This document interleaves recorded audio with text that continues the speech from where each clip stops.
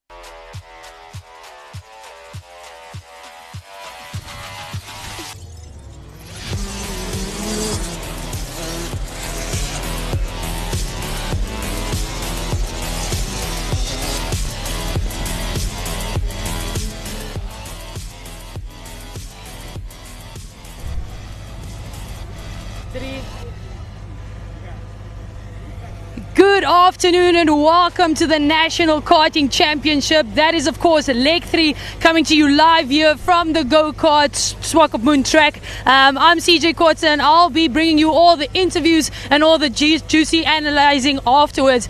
We do also have, of course, Tian that is in the commentary booth, and we're going to have an absolutely amazing day. If you are only joining us now on television, go back and go watch all the action that we've had on our Facebook page, and we'll keep you updated right there. Now we're going to cross over directly to the action as the Bambino Heat 2 Race 1 kicks off. Alright, hi guys, it's Tian here. So we got the Bambinos now on their opening lap, the first lap. Let's see, we got the two brothers Nande and Mandume battling it out now for that first place position. I understand these guys had a 500 lap practice before this race. These guys started late last year, and these guys are doing very well. You can see them both running that first and second position. And then we have our lady driver also there, Mila Buota. She's also there in the mix. So let's see as they come down the main straight now into the first turn there. Really lovely day also here in Swako. We had some bit misty weather this morning, and now it picked up into a sunny day, but cool with a slight wind here also. So not too hot for these drivers, but perfect conditions for the track also. So let's see, these two brothers are still running it in that first and second place position with Mila Buota also there, lovely in the mix. So we got a 1, 2, 3 battle here out for that first place position. So let's see which one of these two brothers are in front. It's very difficult to recognize which one is which one, except from the numbers, because they are the same cards, same dress, everything. So let's see as they come down. The track really beautiful today. We had some issues with the bumpiness and the slippy track. So there you can see we got Nande there in front with Mandume in second place, with Mila Buota there in third place. She's the lady driver, but she's giving these boys some tough times. I know these two brothers battle it out with Mila Buota there. Last heat or last leg there. These guys really picked up their pace now to catch down her, and she's now giving them a bit of a tough time for that first place position. So these two brothers, they're really good, really fast.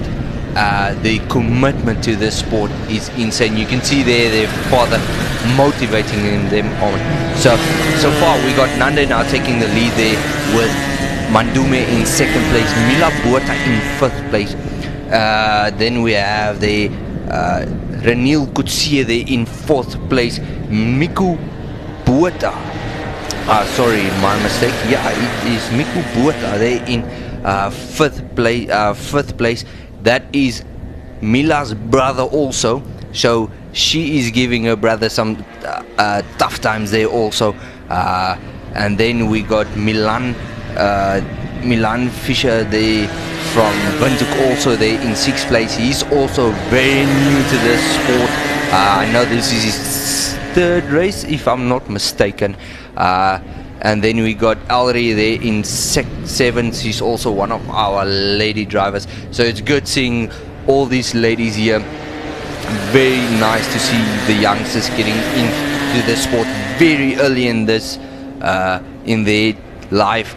It's good. There are these Bambinos are our Namibian future racers. So you can still see Nande there comfortably in the lead. They're running the scores. They got 7 laps left,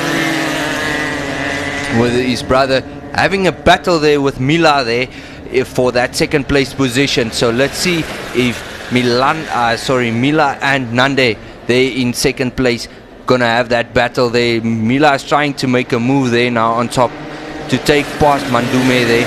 So she's on the attack now. Let's see if she can make it in the next few laps. She can pass Mandume there, with Nande still comfortably in the lead, but Mila Buota and Mandume fighting it out for that second place position as they come now down to the second turn of this track. Very technical track, also not as fast as some of the Windhoek tracks, but really technical. It has fast straight, has fast turns and some short turns, also very slow turns, technical turns.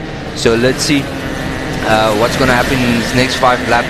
I'm really interested in Mandume and Mila's battle there for that second place position. You can see Nande, they're very comfortable in the lead, they're doing his pace, but Mila Botha and Mandume fighting it out now for that second place position.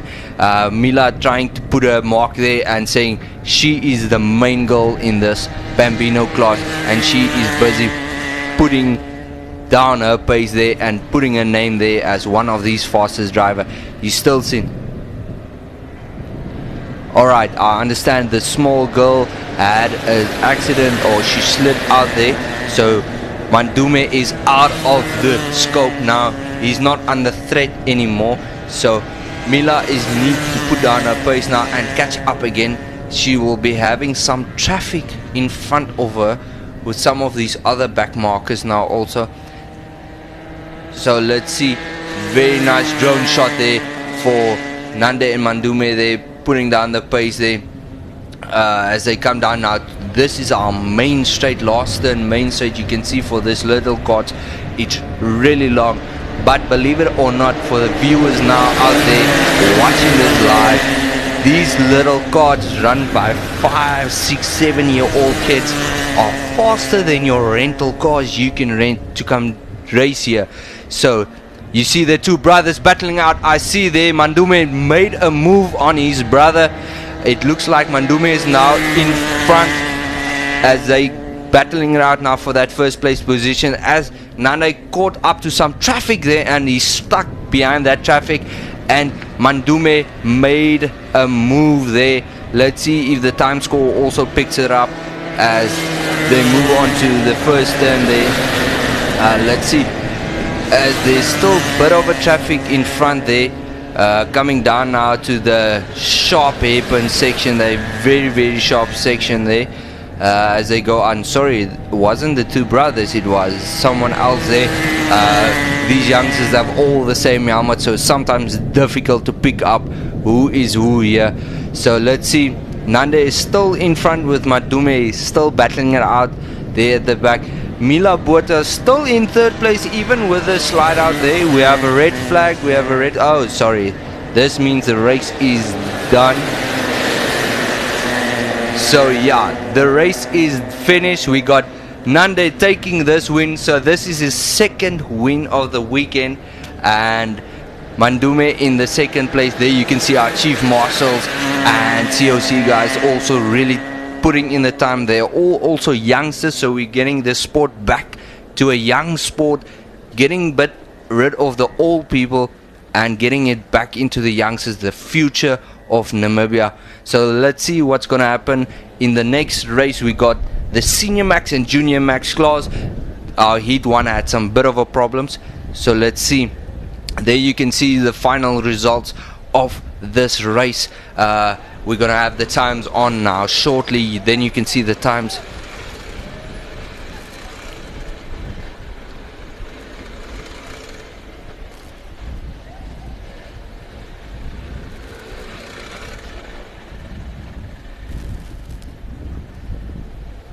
The guys in Swakop, Henties and Walfish Bay, please come by to the go-kart track. We are having a lovely day here. There you can see the times. Let's see, with Nande also putting down the fastest time of the day, of the heat, with a 34.5 seconds, really fast. His brother there in second place, Mila Botha, also very close. These three races, they're gonna have a battle out for the heat 3. E3. Then we got Renil Kutsia there in 4th place, Miku Botha there in 5th, Milan in 5th, and Alri in 6th place. So let's see, we're gonna get ready for the next junior max and senior max, while we're gonna get ready for CJ maybe putting up there for us interview, and we'll be back closely.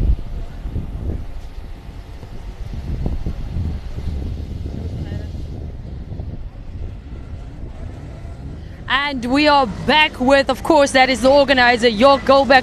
Now, York, just talk to us about leg 3. What can we expect from this day? We're almost halfway through the program. What is happening? Yeah, I mean, we're halfway through, so Heat 2 Bambinos is done.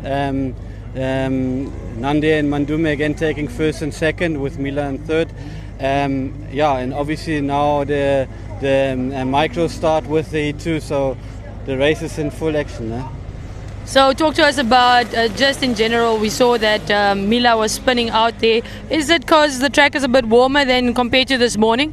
Yeah, the thing is with the Bambinos, the track doesn't have much grip, and if it's getting hot, the track actually loses grip. So, and the tires are very small, and it's maybe also a bit of a setup thing, how hard you go with the tires. So a spinning can happen quite quickly. So. Awesome stuff. Now for the viewers out there, we are of course crossing back to the action. Tian, over to you. Alright, so as the formation lap starts, we're ready for the start. Let's see as they go, and the flag drops. So let's see what's going to happen in this first turn.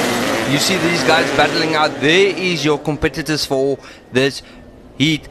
2 junior max cars and 3 senior max cars. We got some technical difficulties with the races in heat 1. We only had 4 guys finish, 1 that didn't finish, and we struggled. So these guys are really battling out. Very close group also between these guys. So as they come down the main straight, we got Alan Smith now in the lead. He is a really constant driver. Oh, we had someone span out there on the top end. You can see the same words that York said. Now the track is getting hot. The setup changed drastically from this morning with the cold weather now to hot weather. This is going to happen now a lot. God is going to spin out. These guys need to start getting their setups right, with the track getting very hot, losing some grip, losing some tire pressures also, so they can get more grip through these corners. So hopefully these guys will adjust quickly and get back in this race. We got still Alan there now comfortably in the lead. He was battling out with one of the junior driver, Driekus, this morning in heat 1. They are now battling it out for that first place position, but at least it's 2 different class groups racing at the same time. But Driekus giving Alan some tough times this morning. But let's see, Driekus is now far, he's in 1st place, basically in 2nd place in his class. And then we have Alan there in 1st place in the senior max class. Martin also there in the mix. He struggled a bit this morning with problems with his quad. I understand, I had a discussion with him earlier this afternoon. He had clutch problems with his car, so he's still struggling there. It looks like now Chucky just passed him there for 2nd place in the senior max group. Then we have Chucky also in the mix in the senior max group, and then you have Driekus and Koos in the junior max class. So watch out for these guys. I see we got Koos Reineke, so he's now battling out with Alan Smith there for that 1st place position in the heat, but in their classes they're both 1st place in their classes. So as they come down now to the main straight, let's see if Martin and Chucky, I see there's a battle between Martin and Chucky, 20 and 777. So these 2 guys are battling out for that 2nd place position for the senior max as they come now to the 2nd hairpin section. There you can see Martin now battling it out. He's coming there, but it looks like Chucky is on his way there, coming down the main straight. Let's see if Chucky can make a move on the first turn there for that 1st place position. Here you see still Alan battling it out, or just comfortably cruising as a Sunday cruise for that 1st place position. There you can see Chucky and Martin battling it out in that 1st hairpin section also. Those 2 are fighting it out for that first place position. Their age group differs from Martin goes for 25 and Chucky at 13. Really good for Chucky also. There you can see Martin Allen also coming down. Then you can see there comes the two battles we're interested in. Martin and Chucky coming down now into the hairpin. Let's see.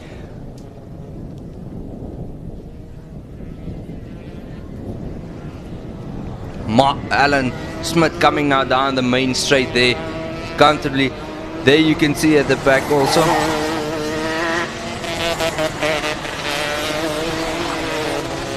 There you can see Chucky chasing down now Martin. Let's see if Chucky can catch up to Martin for that second place position, because Alan is really having a comfortable drive with Koos Reineke there in first place in his class also, but second place in the overall lap. They still have 13 laps to go, so let's see in the next few laps what's going to happen. Hopefully the track will keep up and these guys can put down the grip on this track. We got a slight wind pickup also. You can see the flags fluttering there as the wind comes, but it's good for the drivers. They can cool down a bit as they race. But this is very physical racing, this karting. As they come down the main straight now, the pack really split out a bit, so everyone is there on their own now, but battling it out with themselves. But there's still interesting racing to come. As these guys start getting tired, they start making mistakes. So let's see. Alan's still very much in the lead, comfortably with Koos Reineke for that first place position in his junior max class, but second in the overall class.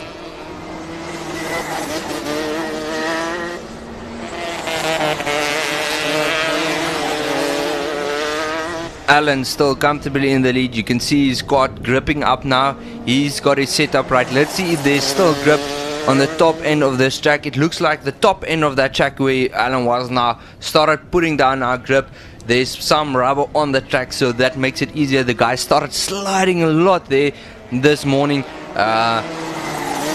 with the grip not there and the rubber not laying down on that track. So it looks like it's getting now a bit grippy. This hairpin section was also a problem this morning with all the karts sliding out. It's now getting the heat in it needs and the grip it needs. So it's really Alan really comfortably now in the lead with a 4.7 leads, second lead now on Koos Reineke. Martin and Chucky also, they're still in the battle, they're still fighting it, but it looks like Martin pulling out now from Chucky. It seems to be they sorted out that clutch problems on his kart. He's also very new in this karting scene. He started late last year and he really picked up this year, getting that fitness on point and getting his kart set up right. I know his father is supporting him full out in this race, helping him. That's good to see. Still at that age, your father helping him, sorting out everything. So let's see what's gonna happen in this last 7 laps. Hopefully it will work out for everyone. Oh, let's see if Martin can pick up his pace and catch down Alan, or is Chucky gonna have a word to say about this in this next few 7 laps?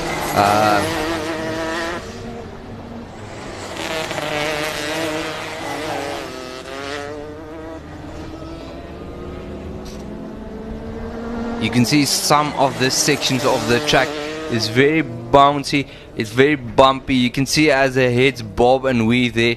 This track is very unforgivable.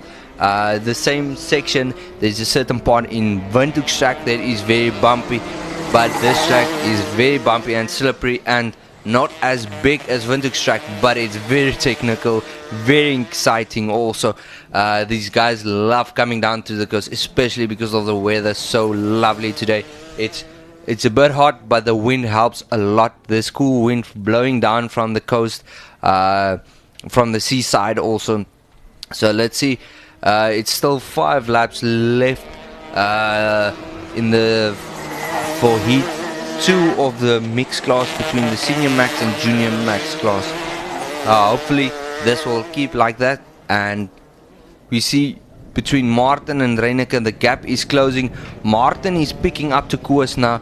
He's on the hunt now down to the second place position also there as they come down now to the main straight. These two guys, Martin making a now move there for that first place position. You can see now as they come down the main straight in the first turn there,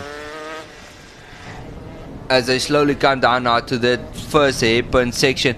You can see there now Martin and Koos fighting it out as they come down now to the top end.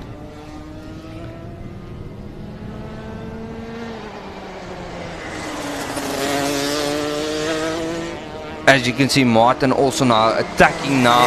The gap is closing now down between him and Koos Reineke for that second place position. They really quote. There you can see Martin, how close Martin is to Koos Reineke. They're going to have a battle now out in the next few 2 laps. Let's see if Martin can catch up to Koos as they come now down to the main straight. It looks like Martin had a bit of a slide. No, sorry, here comes Alan now down the main straight.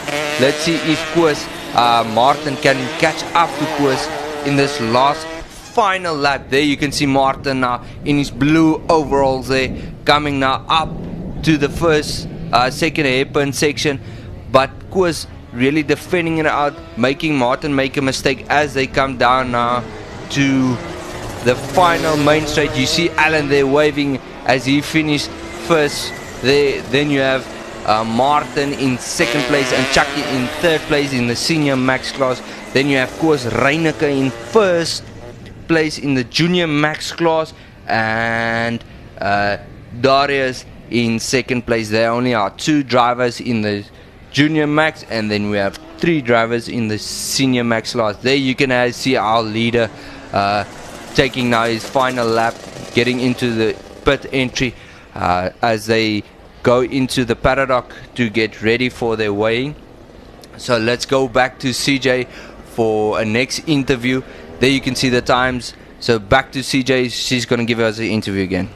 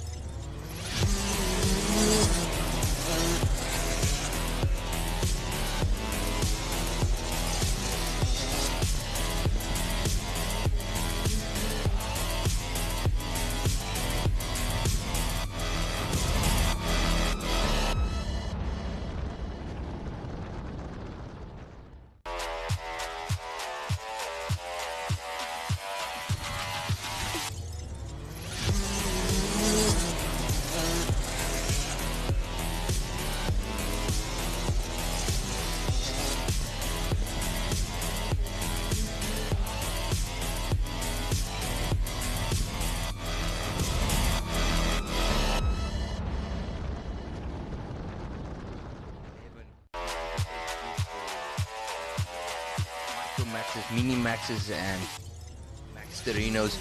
Max Terinos a bit the older kart. The newer karts are the micro maxes and mini maxes. These karts are a bit better, bit more advanced, bit more equipped and technology wise better. So let's see what's gonna happen in the next race. we know Hendrik Roos winning our previous heat, very good, very fast, but we still got Paul Oosthuizen and Sebastian van Niekerk in the mix there with the micro carts. So let's see.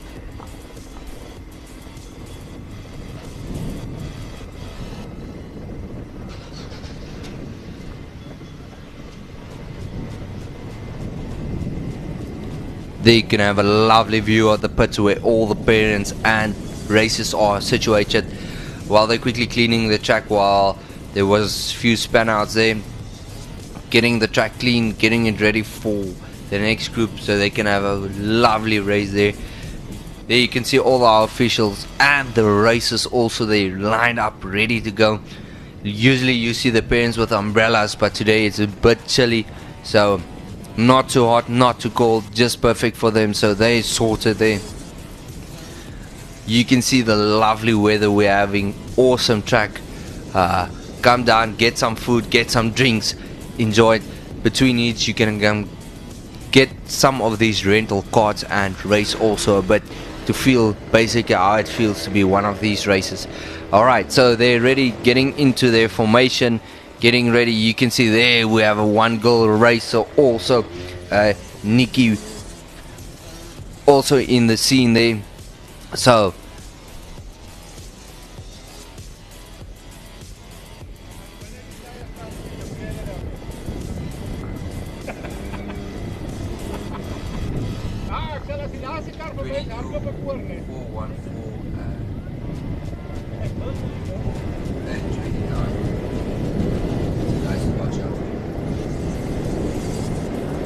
alright, you can see these guys are warming up their tires, getting ready, getting some heat into those tires. So let's see.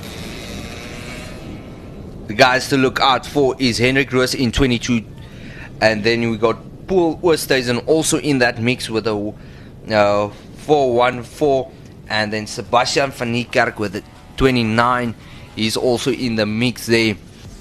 So let's see as they get ready for their formation lap. There you can see the starting grid, the previous heat between the guys, the senior and junior max that had the event Nana. So let's see as we wait for the flag to drop, and they're off. Let's see what's gonna happen. Oh, we have accident there we had a bit bump, so he's struggling to, let's get the marshal, he's getting out there quickly to help him out. So as they go on, you see Hendrik Roos taking the advantage at the beginning and making his move there. So let's see what's gonna happen in the next few laps there. Hendrik Roos also playing it very good there, making an advantage to get that first place position, taking advantage of the accident there. He's really now in the lead, far in the lead, so we still have the pack there at the back battling it out. Hendrik Roos really made advantage of the track there.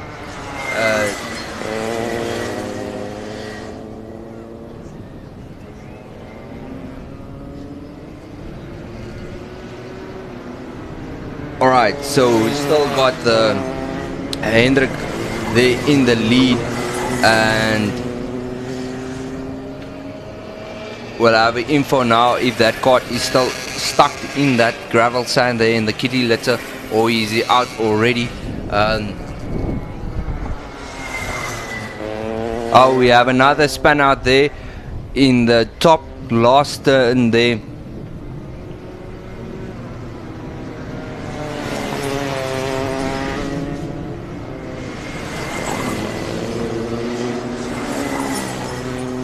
There you have Carl struggling to get his cart going, but he's off there, struggling, but also with the grip now. Different scenery, different setting with the weather that's going on here. These guys had their cart set up for this morning, and it was cold, chilly, no temperature on the track, and now it all of a sudden changed. So you set up your car in practice according to the weather, and now it shifts all of a sudden, and now it's getting a bit difficult for these carts to grip up, so you need to think on the fly, getting ready to get the track temperatures right, to get your traction right on this track. So let's see, you got still Heinrich Roos there in front, doing very well, taking the advantage there in the beginning. He was not on pole position, but he made his way through that scramble with the accident to take that advantage. Then you got Paul Oosthuizen there, also in the mix, really doing good, but he still needs a bit catching up to do, because Heinrich Roos had an awesome job there. Then you got also Sebastian van Niekerk in the mix there. He's also still a youngster here in this group at only the age of 8. He's doing very good also. His grandpa owns this track, so he gets a lot of practice in here. But he got a new kart also, putting down the pace, trying to battle out to get into that first place position. But Heinrich Roos just on another level again on this weekend, with his Saudi kart Mini Max. Very good kart, very impressive. Good support on that kart also. As they come down, oh, there we have another accident there. You see what tire pressures can just do on karts. If your tire pressures aren't right, you're gonna slide out a lot. It's again Carl. It's struggling there. They're getting him ready. He's off again. So let's see if he can find grip on this track today.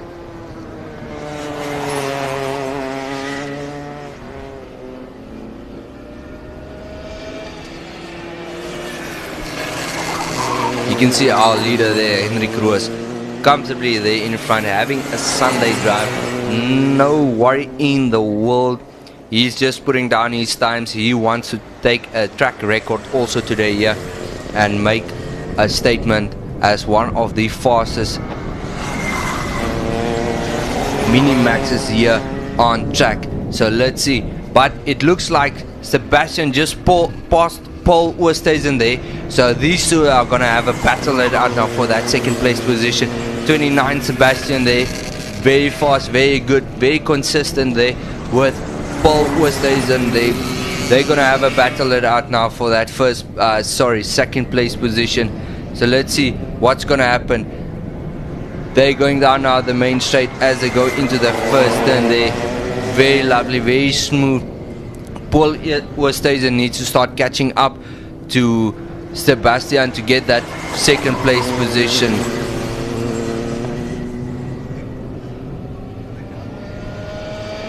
Heinrich Roos still far in the lead by 9 seconds there.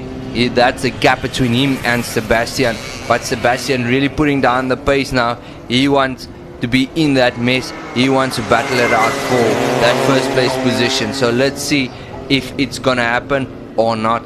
Is Sebastian is fast enough to catch up to Heinrich Roos in this last 4 seconds.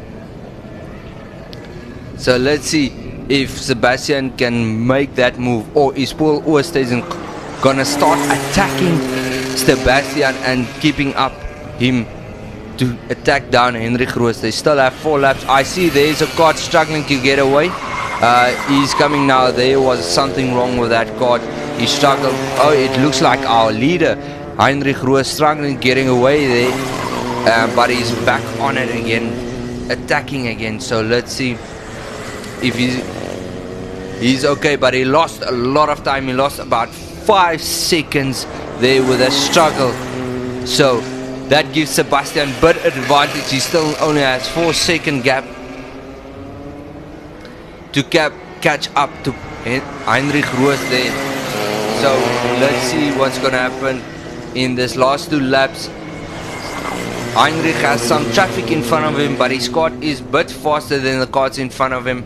So let's see if the traffic is gonna keep him up, or is Sebastian gonna have. Sebastian lost a second there with the traffic now also, so that gives Heinrich Roos also a bit of head lead there, a bit of advantage also. As they come down the main stage, here you have your leader Heinrich Roos comfortably playing it on now into that first, second turn through the S's. You can see there's a bit of a traffic through the hairpin. There's again Gene struggling there with his cart, and we have another cart there out. Paul Oosthuizen was also in the mix there now, lost a bit of time. He was on the chase road for Sebastian, but he lost a lot of time with that caution flag there, sliding out a little bit there also, so that gives Sebastian really breathing room now for the last lap. There you can see the checker flag goes out for Heinrich Roos, and then we got Sebastian there for second place and Paul Oosthuizen for third place. Very nice race. Then we have Jan Hendrik there in fourth position as they start getting into the pit entry. You can see the checker flag as the last races cross the line there, getting ready to go out back into the paddock for the race, getting their setups right. We still have a card there outstanding. It looks like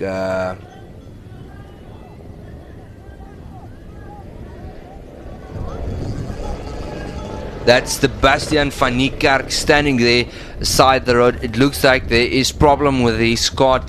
It's very heartbroken. I hope they can fix that cart. Luckily he finished, but he's standing there stranded next to the track. There you can see the times. Hendrik Roos really putting down now the time, running a top speed of 101 kilometers per hour with the fastest time of this heat with a 29.073. really fast, really consistent.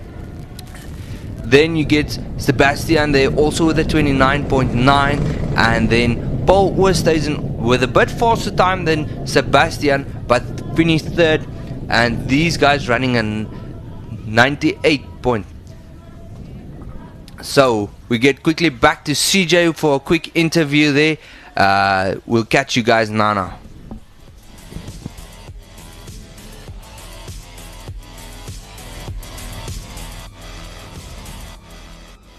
Now, a name that is, of course, synonymous with racing in general in Namibia is, of course, the name of Richard Slummett. And we once again have him here. Richard, talk about Richie's last performance at Leg 2. You guys had some car issues. Was that all sorted before today? Yeah, it was. We had unfortunate mishaps in at Leg 2. The one is one of his brake pads fell out. The other one, his wiring loom scraped through. So he struggled a bit, but showed good character to finish the last heat of that race day. He finished first. So it just showed a lot of character. And when between races, these off days, we worked a bit on the kart, made sure that we're not going to be stuck in the same situation this race. It's still soon to talk. It's only one heat done. We still have 2 heats left. But at the moment, everything seems to be running quite good. Now, apart from that is, of course, Richie, there's also the likes of Ivan and Justice. But they do have a new competitor all the way from Angola, Leo. Just your thoughts of him. I know he had some car issues as well. You assisted with that, and talk to us. Yeah, no, Leo, you can see he's a very talented racer. For a guy to show up, be here for the first weekend, and he's not that far off pace in a kart that he doesn't really know, on a track that he has never been on. So you can see that this is quite a talented rider. It's also interesting to see that our local Namibian guys are just as good. They're keeping up the pace, and wasn't an easy one for him to get onto pace. And but let's see what he can do in Heat 2 and Heat 3. Now, talking about Heat 2 and Heat 3, they're heading into Heat 2 now. Expectations for Richie in general? Yeah, he's starting on pole again, so we're hoping he can manage the race from there. We had to speak to him a bit. He did very well in the Heat 1, but was a bit aggressive on his tyres, trying to build up a gap that's not that necessary at this stage. So we told him, if you've got a lead and it feels quite comfortable, please try and preserve your tyres a bit. So hopefully he thinks a bit more. I think the previous one was more, he had the last leg in the back of his head and wanted to push as hard as possible. But now we need to start looking after tyres to try and get to the end of the day. Awesome stuff. Best of luck, and we'll catch up with you later. That's us, and of course we have some action shots from just across the board, spinning. Let's go check that out.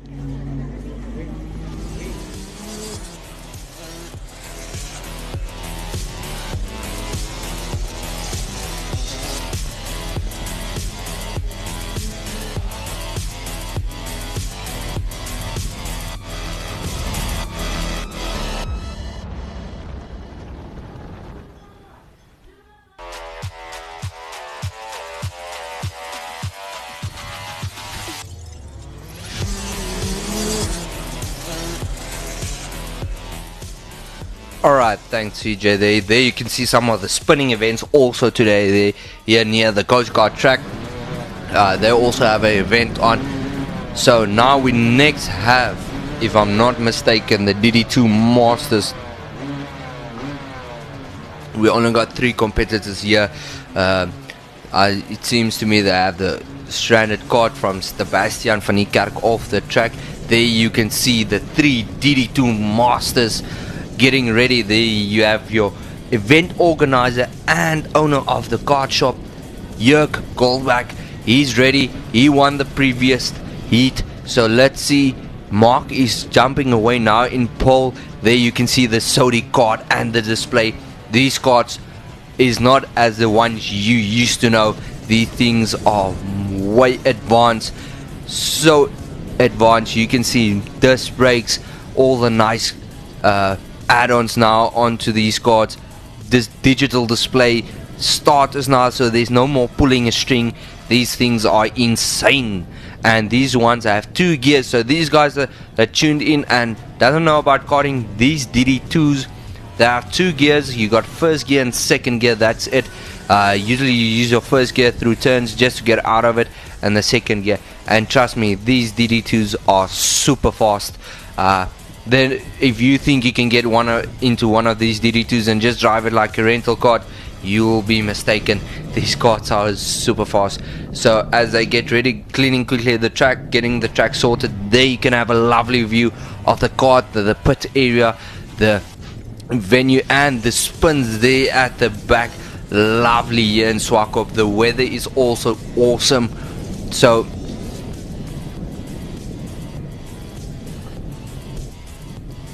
there you can see some of the young girls that's also racing here. If I'm not mistaken, it's Mila Boot and Nikki there. They're also enjoying this day. They can be at the Coast Swakop Moon and have a race also here. So they tomorrow morning they can go to the beach, play a little bit of the sand after a day of full action-packed racing for them.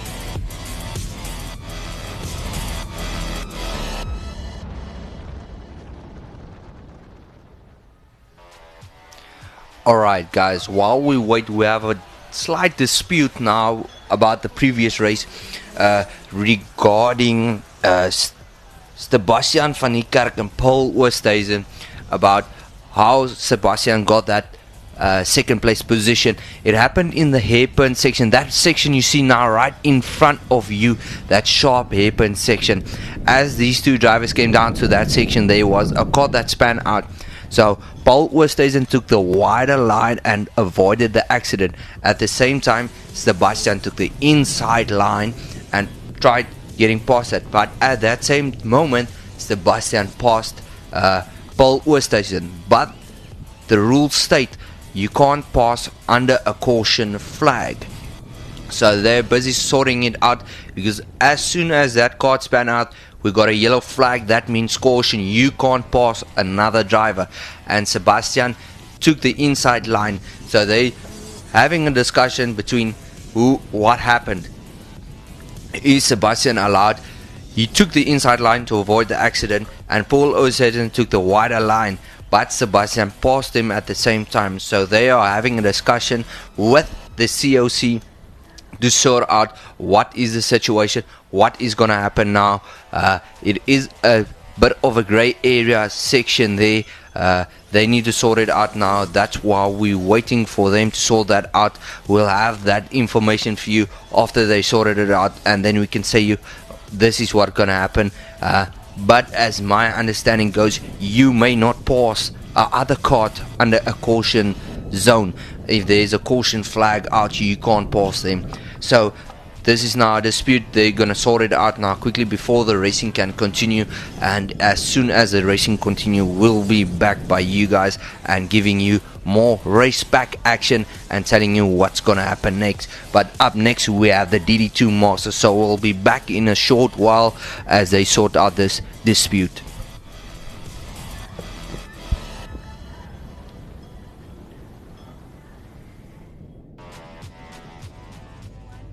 Now, of course, you did, hear from Tian what exactly happened or what is currently going on in terms of why there's a delay.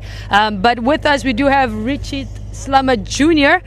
So, Richie, talk to us. Your dad did explain to us how you guys took the process from leg 2 and tried to fix the car and build up to this one. But talk to us about the character you showed in leg 2.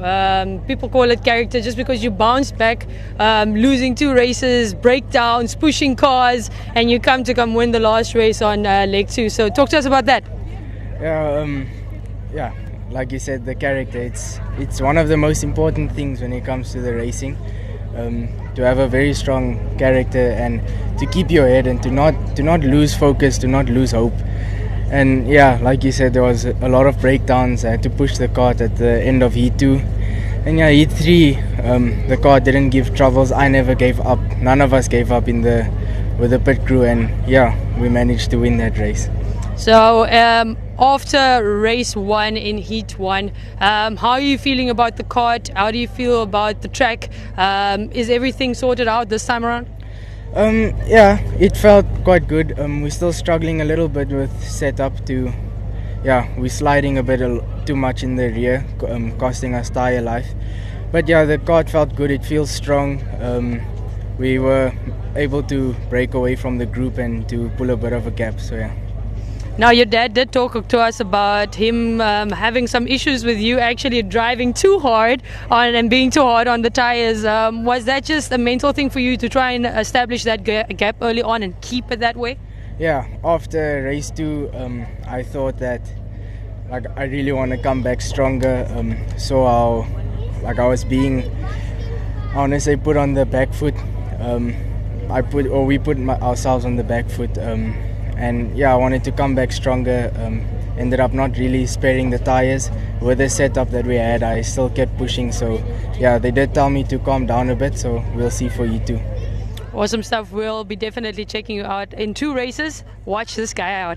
Now, I'm not alone again, and we've got Team Mark with us. Mark is performing in the DT2 Masters category. Talk to us about Mark and just his performance in general today. Okay, I think he's been driving very well.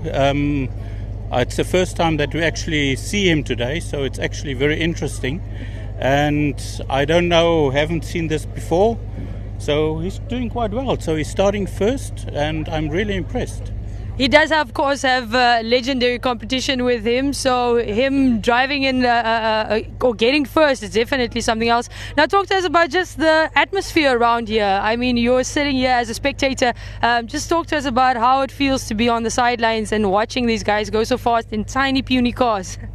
The very interesting thing is those young ones. They are really impressing me, because it starts at a young age. So that is fantastic. And I think we really have if we look at these, we should have Formula One, Namibia being Formula One drivers some of these days. Now, Namibia is, of course, going to the African Open in July. Do you think that Namibia might actually be able to perform well against the likes of South Africa and the other African countries? I really hope so. I hope we've got a chance. Even if they don't have the chance, it will be a learning curve. So for them to be participating is excellent. Awesome stuff. Thank you so much. Thank you very much. Now there we heard it from Team Mark. Obviously you can't miss him. He will be participating in the DT2 Masters category. That is of course in the orange kit. So you can't miss him. But of course the likes of York also in that mix. And of course Zirk Janssen. So keep an eye on that one. It's going to be juicy.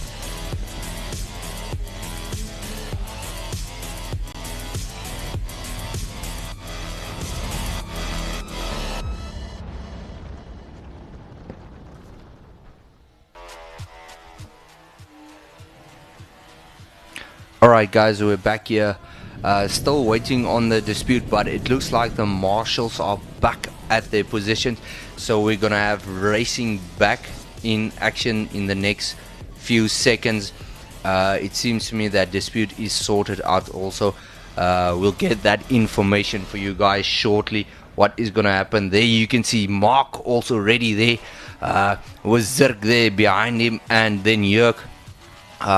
So we're gonna get racing starting now shortly with the DD2 Masters. Very interesting racing this also. These two DD2 the DD2 Master guys, very close racing. They all three race for the first place position the whole time. So let's see. There you can see the guy in the blue and grey shirt. He is our chief marshal. He has now a lot on his shoulders to sort out that issue regarding the dispute of the caution flag passing under caution flag. So as soon as that's sorted out, there you can see the chief marshal getting also everyone ready. And so let's see, there the carts are going. So we are back at racing. Politics aside, let's sort out those races and let's have some fun today. Really looking forward for this. Alright, so they're off for their formation lap, so let's see what's gonna happen in the next few seconds. Mark there taking in the pole position, so let's see if he can keep up that pole position like Jörg did in Heat 2. Track still really lacquer. The heat's getting into the track, but also the guys need to start playing with tire pressure to get that grip ready, get the grip down there. So let's see what's gonna happen as they get ready down the main straight now. Hopefully we won't get a jump here and a restart. We only had one restart also this whole weekend, whole race. And there you can see Jörg trying to make a move there on Zane. Zane closing him down. Mark now still in the lead with Zane second and Jörg third there. Jörg's trying to make a move there. So let's focus there on Zirk and Zane. They're having a fight. Mark really sliding it sideways there, down that turn there, and extending his lead. Oh, Mark goes out. Mark's in the gravel, struggling there. That Zirk took that opportunity, and Jörg also marked it really good till that last point, and he was trying to save that car there. Unfortunately, he couldn't. He touched that kitty litter sand section and slid out. So unfortunately, Mark is now a bit behind. Now you can see here now Jörg battling it out for that first place. I know the previous heat leg, these two battled it out for that first place position, and these two guys gave us a show. So let's see if they can do it now. Zirk really putting down the pace, but Jörg very fast, going a bit wide there on that one turn, going a bit in the sand there. But he's really fast in the turns, Jörg here. But the main straight, he got a bit slow there out of that turn. So Zirk, there you can see Mark coming down now also. He is now in third place position, so he's trying to catching up now to these two guys, battling out. Zirk doing wonderful job there in front, pacing now down. Jörg pushing it hard. You can see how Jörg slides around, but he's also losing a bit grip, but struggling there with the setup from this morning. He did a really good lap race in Heat 1, but now he struggles a bit to keep up with Zirk. Zirk really flying now in Heat 2. So let's see if they can, Jörg can catch up to Zirk there for that first place position. You can see there, but Mark also putting now down the pace to catch up to these guys. You can see by the times there, you can see Mark coming with his orange overall, shocking orange overall there. You can't miss him at all. As you can see, lovely view here from our drone setup. As I come through that sharp hairpin section, Jörg going still off the ground. That is an indication Jörg is pushing very, very hard to catch up to Zirk there. Zirk with a smooth, clean run the whole time. They got 10 laps left. Let's see if they can. Jörg can take this opportunity and catch down Zirk there. They still have that 1.4 second gap between them. Look how Jörg slides that car around the corner there as they come down now to that long turn there, into that final turn. Happens stretch where it opens up slowly down the main straight. This is one fast turn. If you get it right, you get it perfect, you can catch up a lot of time on that section. And the first turn also one of the fastest turns here. If you get the line right and the speed right, you can catch up a lot of time here. There you can see the gap. But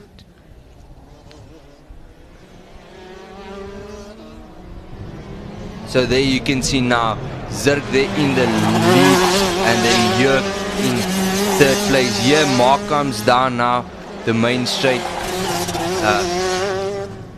There's Zirk also going now out to the second hairpin section, that long one. Here you can see him still. Jörg now, but losing time. His fitness is now trying to attack him there on a way. He's losing a bit of space between him and Zirk. Zirk comfortably now running it, and Jörg needs to step up and start catching down. So let's see if Mark also caught up a lot of space there. He's now down by 3 seconds from Jörg. So let's see, there you can see Zirk in front, Jörg there in second, and the orange overall with Mark running that 87. God, nice view here from these guys coming down the main straight. Jörg there, and then here you can see Mark really putting down now the pace there, trying to catch up to Jörg. But catching up is one thing, passing is a different ball game.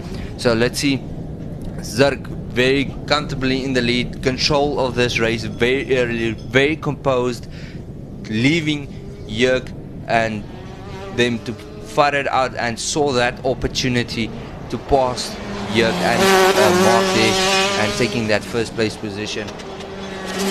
As you can see there, Mark coming down now to the main straight into that first turn.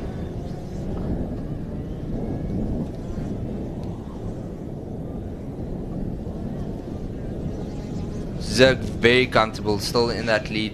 You can see Jörg sliding sideways, but you can see also at the same time Mark catching up to Jörg. So let's see, Mark has 4 laps left to catch up to Jörg. This is going to be an interesting section there, as Mark catches up to Jörg there. So let's see what's going to happen in the next 3 laps. There you can see still Zirk comfortably running his race, no problem in the world there for him. As he comes down the main straight now for his second last lap there. Coming down to that S section, if you find that X section and you get the right line through that S section, you'll get a perfect run for that hairpin section. But that hairpin section slows you down so much to get back up speed. When you turn there, you need to go a bit uphill, and that's a bit of a struggle with his guard slowing down.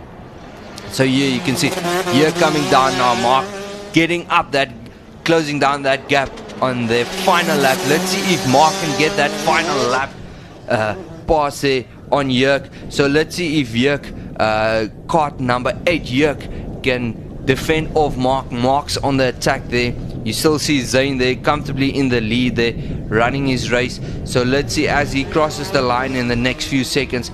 You can see there in the background Mark and Jörg battling it out as they come down the main straight here. But Jörg taking that second place and Mark the third place position. Very awesome race this one. Unfortunately Mark span out. He looked so in control in that first few turns of this race, starting to put down a gap between him and Zirk, and then all of a sudden he ran a bit wide there in the last turn, sliding out into the kitty litter there, got almost stuck, got it out there, and it was too late. Jörg and Zirk caught up to them.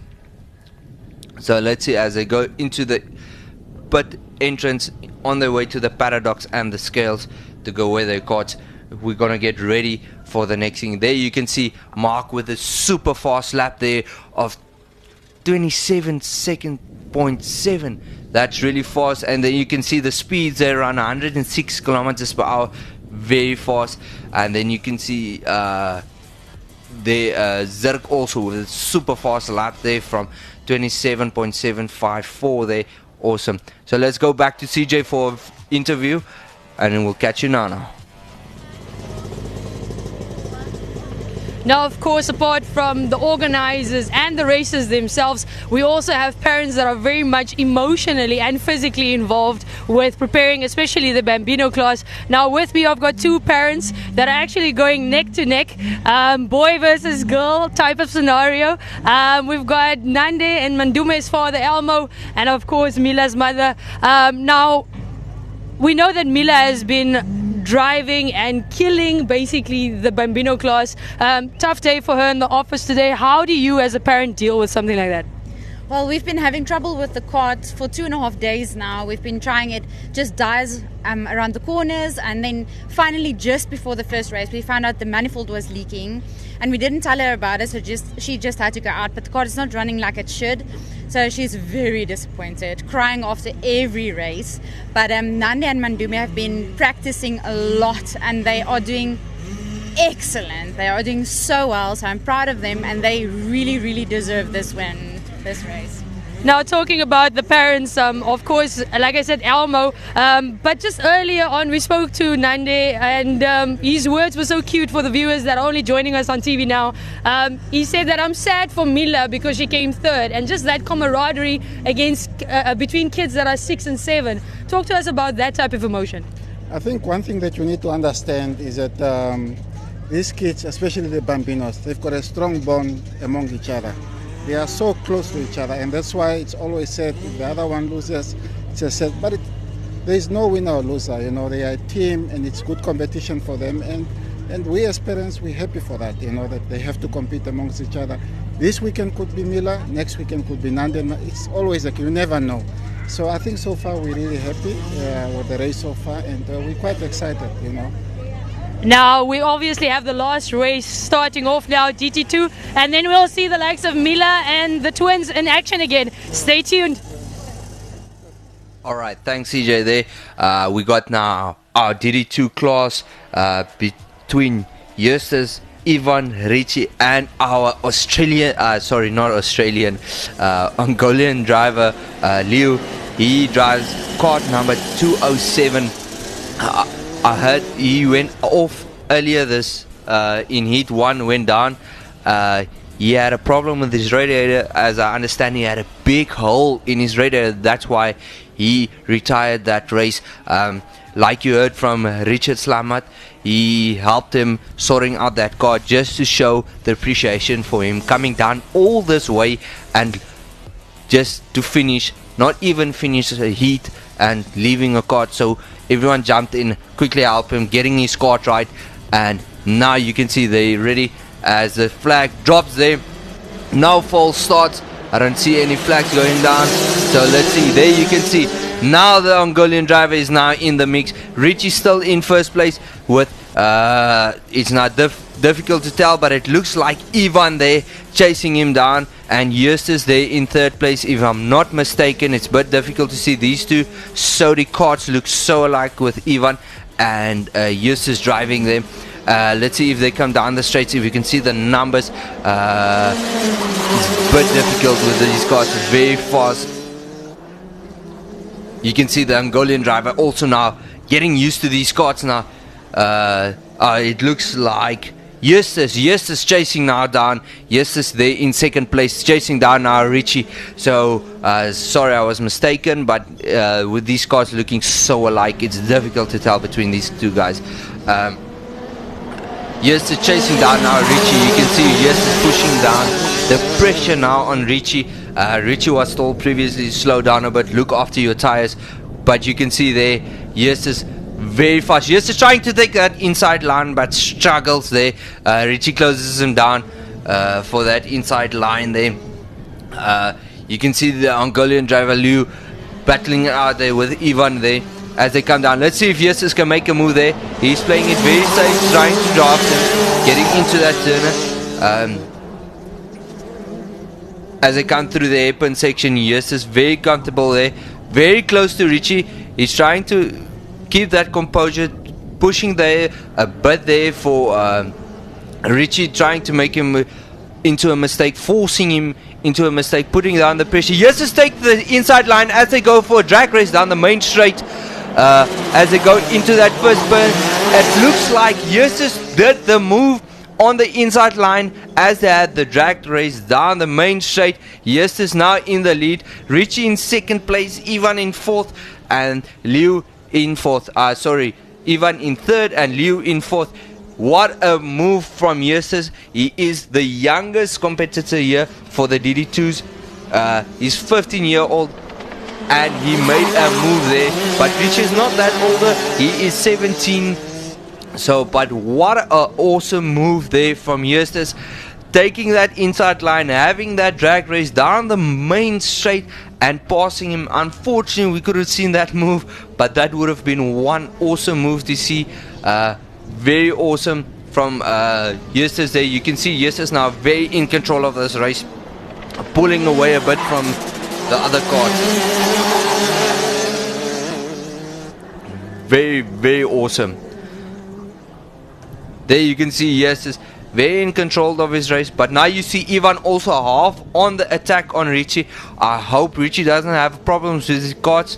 So there you can see there is a battle now for that second place position between Richie and Ivan. You can see the times also, they differ by a few split seconds. So let's see, Leo also there in the mix. Very good to see him also now back on the attack road. He's very close to these guys, but he's our oldest in the DD2. He's 30 years old, if I'm not mistaken. From next year on he needs to drive DD2 Masters. So but it's good seeing him back on track with no problems. There you can see the cars coming, Richie, Ivan and Liu down the main straight into turn 1 with 14 laps to go. There's still a lot of time left. There's a lot of mistakes that can be made, a lot of advantages can be taken, but you can see that battle there at the back for that third place position between Ivan, Richie and Liu. Liu in the mix, he's just waiting for these two to battle it out in front so he can take an opportunity. There you can see Ivan taking the inside line. Let's see if Ivan can make that move there.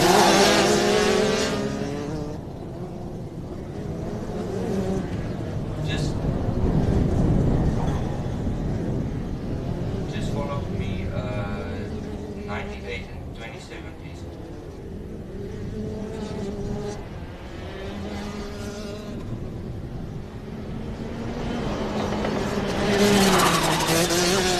As you can see, Ivan still comfortably, Justus comfortably in the lead there, very comfortably. And then you can see where as Ivan and Richie also battling it out there at the back. There you can see at the back shot there, as those two are battling it out, and still Liu also in the mix there. He's still keeping up with a broken radiator. They fixed it quickly there with some Bradley steel and Cubon, getting him back onto the track. I understand that's also not his card, it's a hired card for him. So let's see. There you can see the three guys battling out for that third place position. Liu passed there for Ivan. Liu's now in the mix. He's now down, the chase down now for Richie. Ivan in fourth place now. Liu made a move somewhere along the line there and passes Ivan. So Liu is now on the attack run for Richie. So let's see if Liu can make that move and pass Richie also. Good seeing him now back in the racing. There's still 10 laps left. As you can see, Justus passing there, still comfortably in front. Now you can see there, you've got Richie, Liu and Ivan now still battling around those three guys for their position. There you can see our race leader, Justus, very comfortably. Now you can see the three battling it out for that second place position. Richie still running that second place, but you can see Liu in third place. He's now pushing now hard. You already passed Ivan on a move.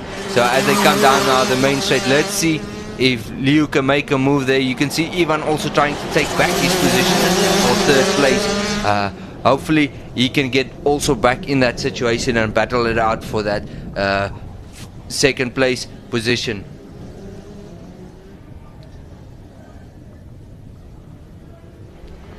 There Justus really comfortably in the lead. This guy is really constant, really smooth.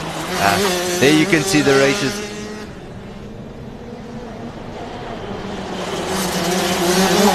Liu battling it out now. Liu very close to Richie there, trying to catch up to Richie. Sorry, not catching, trying to make a move there on Richie. He's really smooth there. And Ivan there at the back also, but Liu is pushing down now the pressure on Richie, trying to press Richie into a mistake so he can get out. He's taking the wider line there out when he gets out, but Richie's a bit faster than him through that turn as they go through that first turn up to the second turn with the S section there into the sharp hairpin section. There you can see Liu really back on Richie again. He's really fast through the turns here, Liu. Very impressive for him. You can see there the distance, a small gap between him and Richie. So let's see if he can get that perfect line out.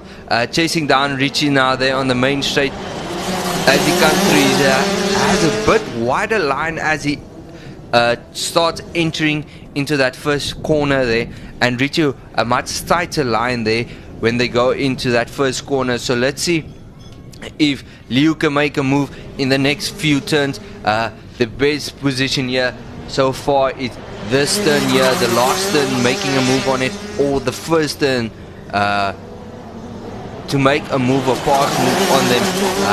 The rest of the track is but too technical, but too fast to pass through there. So usually the guys use the last and first turn to make their moves and attack to pass another cart there. You still see these three guys, they look like really a copy and paste situation. So close they are to each other the whole time through all these laps. As they come down now to the main straight, see how Liu takes a wider line than Richie, but he's way faster through that line. He's trying to make a move there on the inside, pushes Richie a bit far. I think there's gonna be a dispute about that situation that happened there. Richie trying to get his cart back in the action. Unfortunately, there was a bit of a touching and rubbing and go. So let's see what's going to happen about that. But Liu trying to make that move. He succeeded, but maybe there's a penalty coming up for him. Unfortunately, rubbing is racing, but pushing someone hard is something else. But we'll have a look. There was a bit banners in our way to see what actually happened there. So unfortunately we'll see what's going to happen there. But Liu now in second place, Ivan in third place, and Richie now a bit far behind.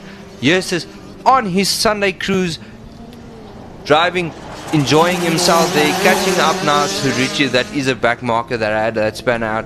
But Justus really comfortable now in the lead. He's really in control of this race since the last first 4 laps. He started getting in control after passing Richie in that pole position. So they are on their last lap there. Justus taking that lead. Liu in second place, Ivan in third, and Richie in fourth place.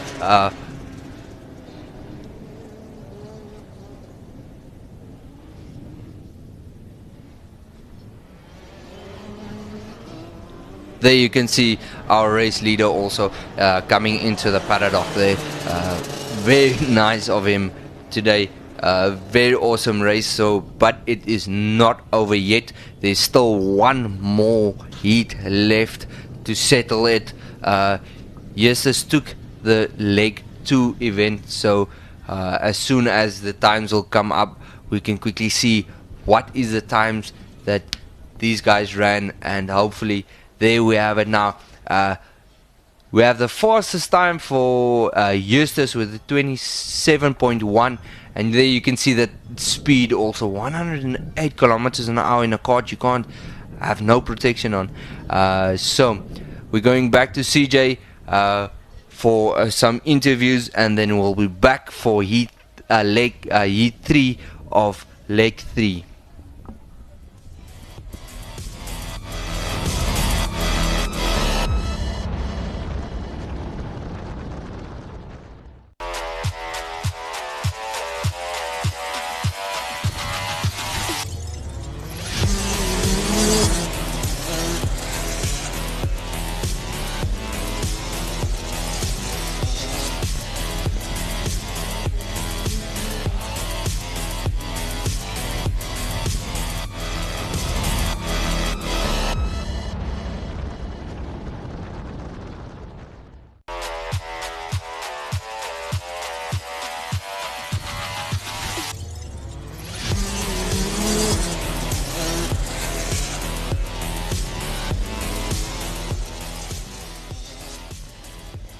Now we were talking about the parents and of course then also the kids and the racers. Now with me I've got a Max Torino driver. He's of course Travis. Travis, how are you doing and how was the race so far?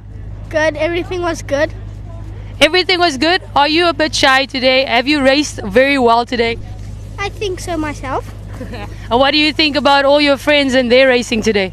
They have done good also. Awesome stuff. Give me a high five, buddy. And good luck, eh? With the next one.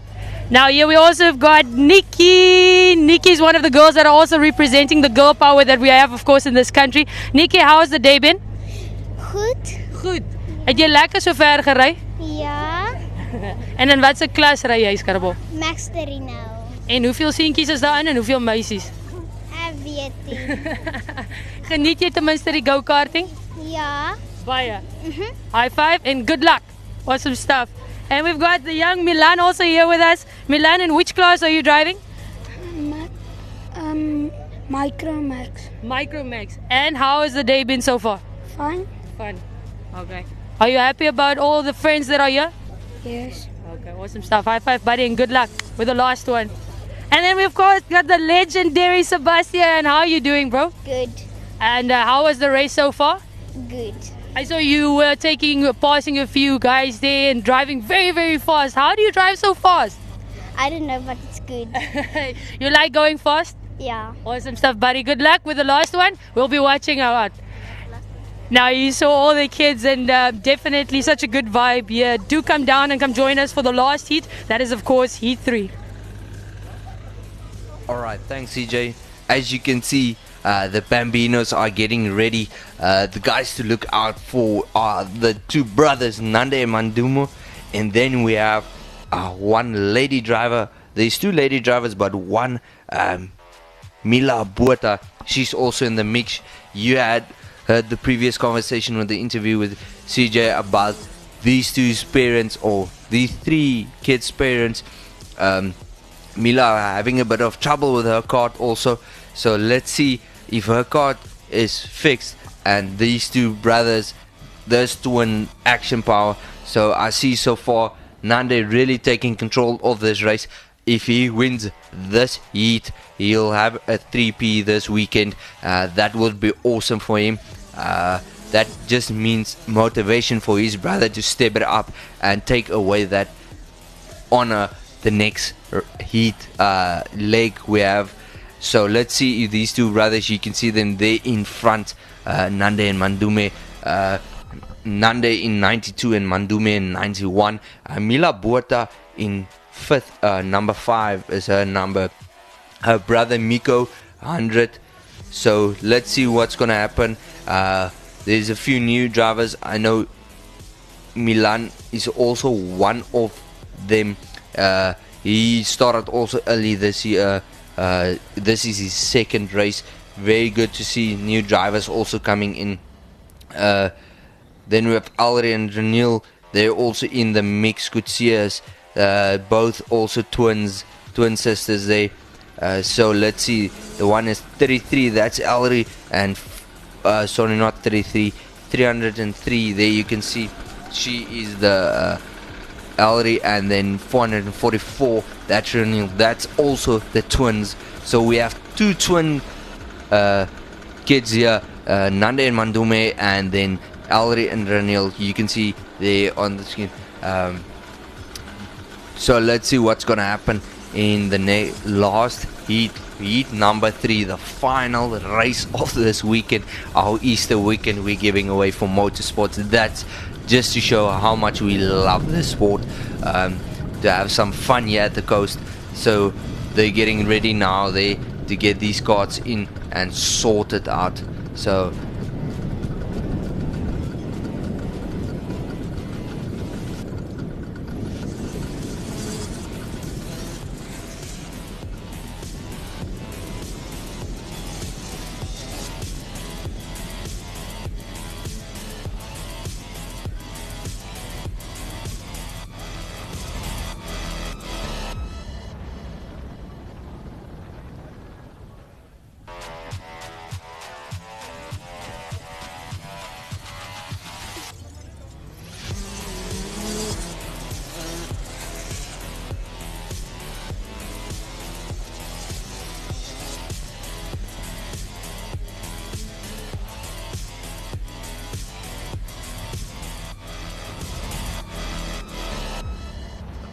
Alright, so we're gonna have a 10-minute break quickly. That's why the kids are getting out of the cart.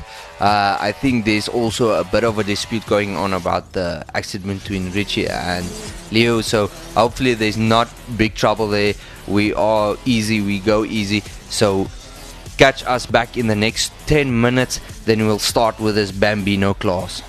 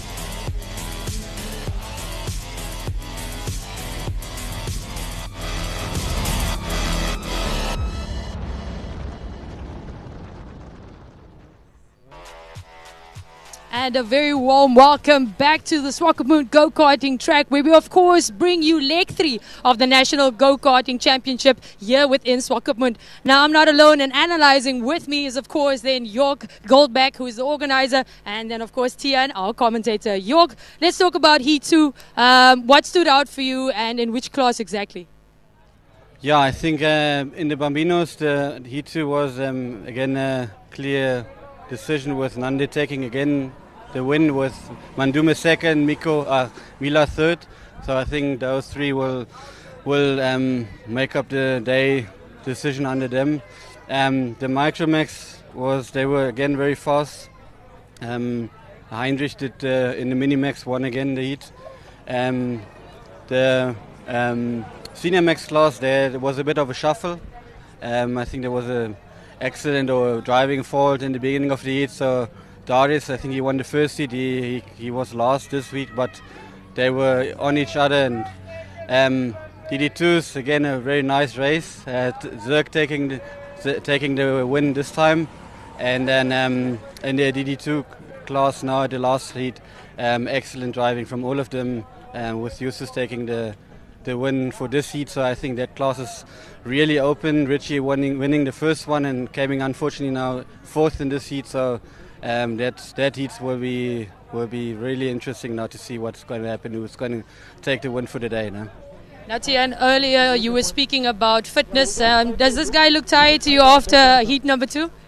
He looks much better after number 2. I must say, no sweat at least. I think he's getting used to it now. So I'm glad he's getting back into it. He actually had a lacquer race with Zerg there for a while, and then you could see Zerg pulling out underneath. Also Mark doing excellent there in the beginning. I thought Mark's going to have this race, but unfortunately he pressed a bit too hard, slewed out. And that's what's happening in racing, but Yerk looks better. I saw him eating next to me now, so he's fit and ready for his next race. So let's see. Yeah, now talking about, let's say with the DT2s, of course, the likes of Richard, them, obviously Richie falling behind there now. Just your thoughts in general about that race? For me, yes, what a move did he make there on Richie. Richie trying to defend a bit there, but you can see the composure of Eustace taking his time and made the move. And also the Angolan driver Liu, what a move passing Richie also there on the tight. Unfortunately, there was a bit of rubbing there, but that's racing, so good to see him back in the action after his problems with his radiators. So that's good seeing him. He saw the Namibian people, always everyone there to help him out. So it's good to see that also was really good for him, getting that exposure coming second there. So it's good for me. Now, York, let's talk about the quality of racing that we've seen here today so far. Are you happy from an organizer's point of view? Is it going on track? Is there something that you would still like to see today?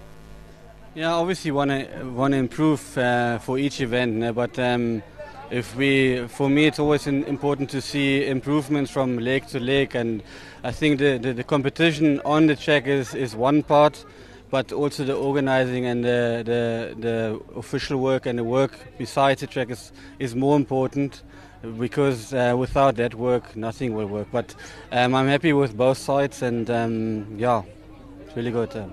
Now, we spoke about an app that's absolutely amazing off air in terms of for the viewers even. Tian, just give us a brief background about the app and where they can find it, and maybe where they can find the results and stats instantly.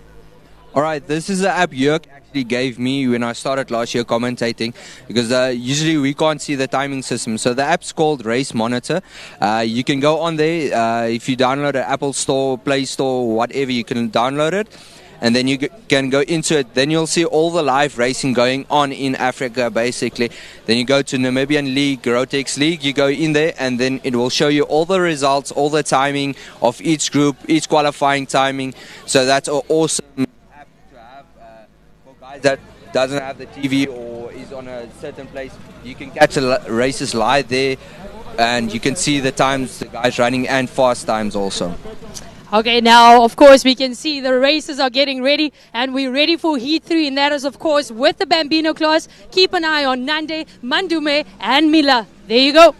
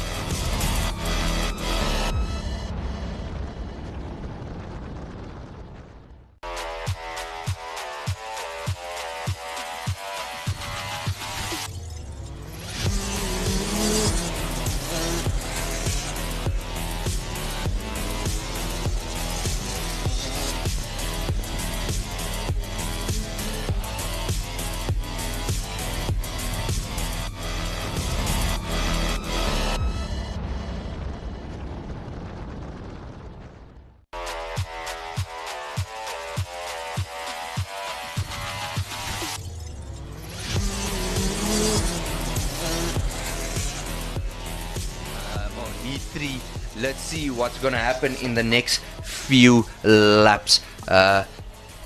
We got the two brothers there in front. Nande's taking that lead early on.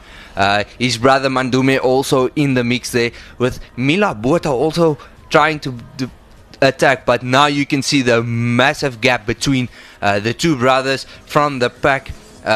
They took the time and effort doing 500 laps from last race till this race of practice. 500 laps. If you have an idea of many laps that is for these youngsters, that's super lot. So now you can see the time difference also there. Mila also in the mix there, but far behind. But her brother chasing her down now also there in fourth place. The time difference very close to each other. There you can see the two brothers Nande and Mandume running there. So Mandume is now in the lead. He passed Nande there somewhere along the S's there. So Mandume is now in the lead. He said his brother can't have a 3P this weekend. He has something to say about that. So let's see what's going to happen. Oh no, sorry, our timing system is showing differently. We still got Nande there in the lead with Mandume second. So Nande still has that chance for that 3P.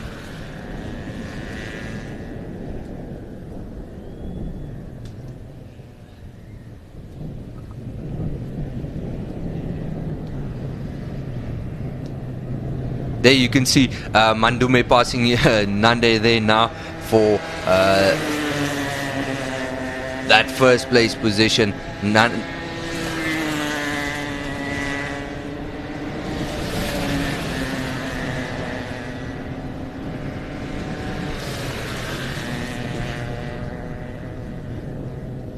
Nande now still there taking that lead. Nande took his place back. He wants that 3P. He wants to have that race, but his brother is still there in the mix. His brother also is going to try and make a move again and take that position back. So let's see what's going to happen in this last 8 laps. Hopefully it will pan out and become awesome race weekend for Nande. And Mila Botha also there. She's dropping a bit behind, but we know she has bit troubles with her car. So she's just cruising for that 3rd place position, and she's racing for the points for this Rotax League.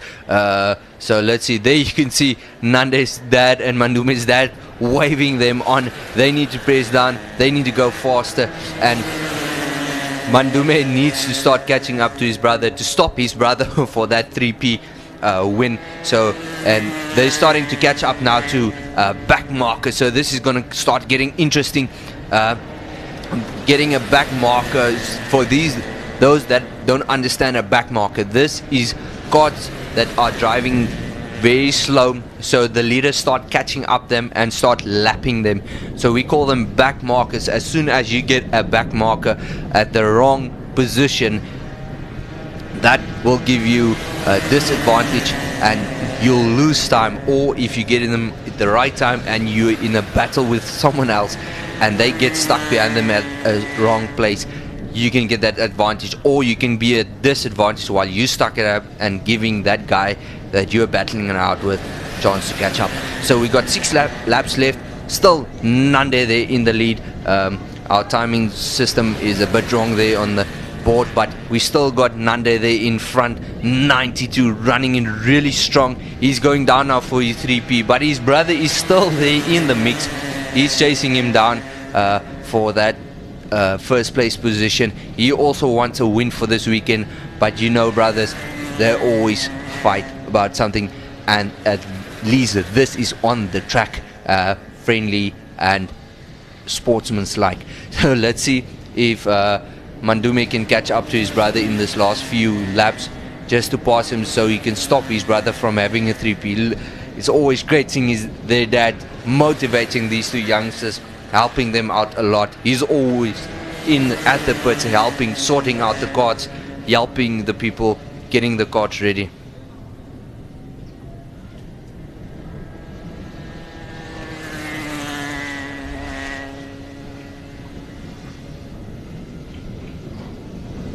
Oh, there's someone span out there, and that made it almost a bit difficult there for the two brothers there. So let's see. That was Milan Fischer. So they're getting ready. That's also his first race. So not first race, but first race at the coast. So let's see if he can get back into that game and start catching down. But we still got that two brothers fighting out for that first place position. Hopefully we can see some action between them before this final lap comes round again. They're now very close to each other, so it looks like Mandume is going to make a move on his brother Nande.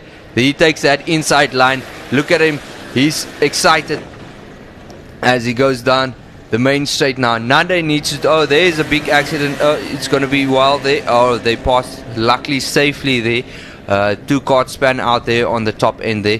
So let's see what's going to happen in this last few turns. If Nande can take his spot back, he's already on the attack on the way to pass Mandume. So let's see. He's chasing him down. Caught up again. So hopefully he'll get past him in this last two laps, but they have a few back markers there.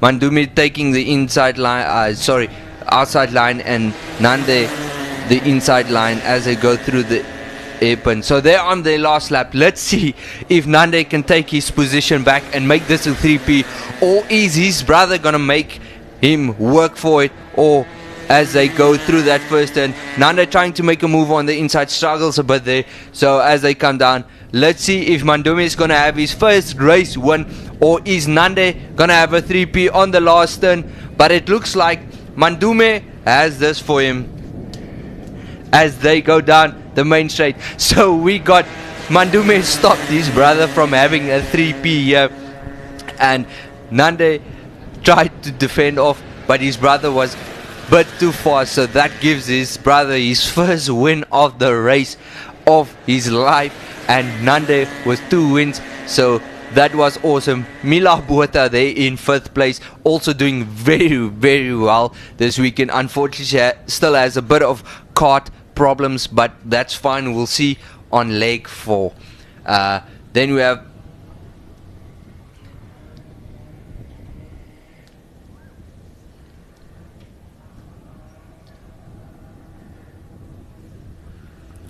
as we wait for the race results. You can see the little ones getting back into the paddock there.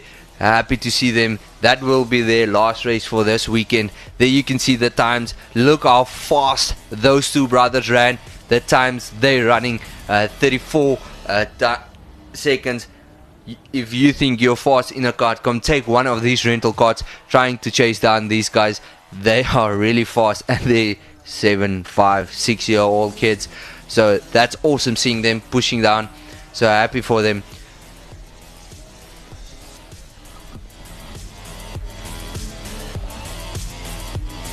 There you guys can see they're on the scales weighing them.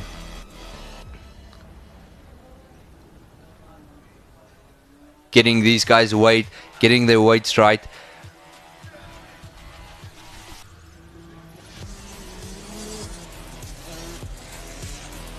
There you see Nande also almost had a 3P this weekend.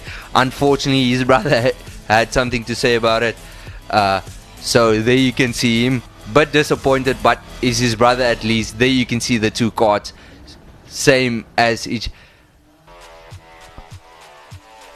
While the medics are outside there quickly assisting there. If I'm not mistaken, I can't see the number right, but I think it's Miku Bueta. There you can see Miku's mother also there in the mix, making sure he's fine. The medics are also there. It seems to be he had an accident there with the other cart. There you can see the two brothers there with their dad there. Wonderful. You see, having a discussion with them. No fighting over who won who. It's a happy weekend. You see there, that's lovely seeing these two youngsters.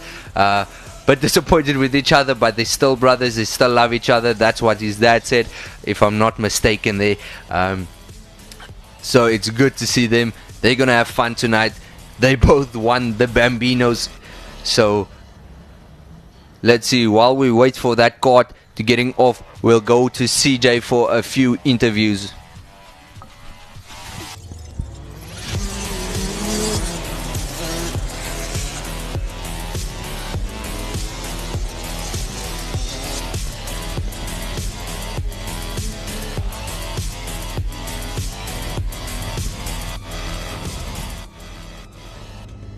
And of course, we're back, and this time around we've got Zirk Jansen with us. Zirk, talk to us about the competition you've been facing in the DT2 Masters category today. It's been quite challenging. I mean, the first race I finished third.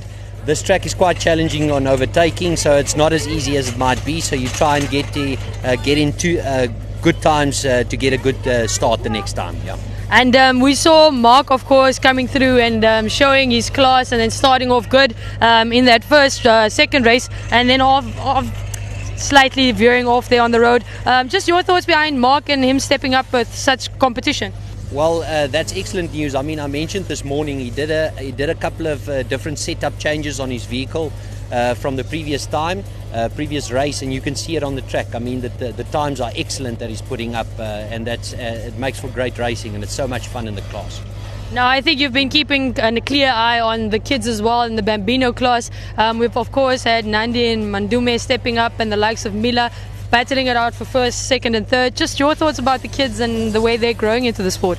Well, I also mentioned previously the Bambino class is where the baseline is being built for the sport, and that is so important in our sport, is to get all the discipline and everything right. So when the guys get to the levels of the DD2s and so forth, they already have the baseline of what racing is all about. So that's excellent, the leaps and bounds that the guys are growing. Now, talking about the DT2, apart from the DT2 Masters, we've also got the DT2 where you've got Richard, Junior, and the likes of Ivan, Leo as well now from Angola, and Justus. Just talk to us about the type of racing you've been seeing from those four boys today. Well, the first thing is Leo is here from Angola, which is well represented. It's the first international racer that we have in the season, which is great. The times that Justus is putting down is unbelievable. I mean, he's feeling his kart, he's really growing into it. But the standard of racing in the DD2 class is also, it's growing every time. You can see it on the times that the guys are doing down. In actual fact, I think the lap record for this track has been broken today by one of those races. I just need to confirm whether that's a fact or not. Awesome stuff. So thank you so much, and we'll definitely keep an eye on that last one. Best of luck. Thanks a lot. There you have it. We've got Zirk Jansen with us, and of course off to the next race. Then it's back to you, Tian. Alright, thanks CJ. There you can guys see getting ready the Junior Max and Senior Max carts. There are only 5, so for these guys that only tuned in now, there are 5. We've got 2 Junior Max races and 3 Senior Max races. So let's see. You can see the umbrellas coming out. You know it's starting getting hot, but as I can see from my commentary booth, the mist is slowly rolling back in. So hopefully we can get this heats done before it starts getting a problem again with the kart setups. I know there was a bit of an issue with the guys today sorting out the settings. So I think that kart, we're still waiting for that kart to get off the track. So let's see if it's gonna happen quickly. I see the marshals standing there ready, waving their flags to get ready. So I assume that kart is off the track. There you can see Martin Gous. He's ready now. Luckily he sorted out his kart early today. He had problems with his clutch, a bolt on his clutch keep coming loose, so they sorted it out quickly, ran into town, get the parts, come back, sort out the kart. So he is back in racing mode. There you can see the guys lining up also there.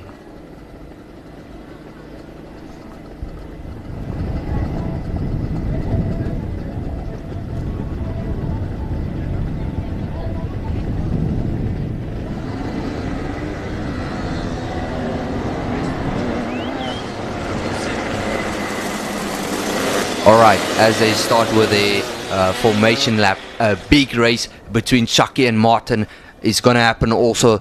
Those two are way at the back, so they need to fight through the pack to chase down Alan, that is also in pole position, so he has an advantage. Let's see if Alan can take a 3P this weekend.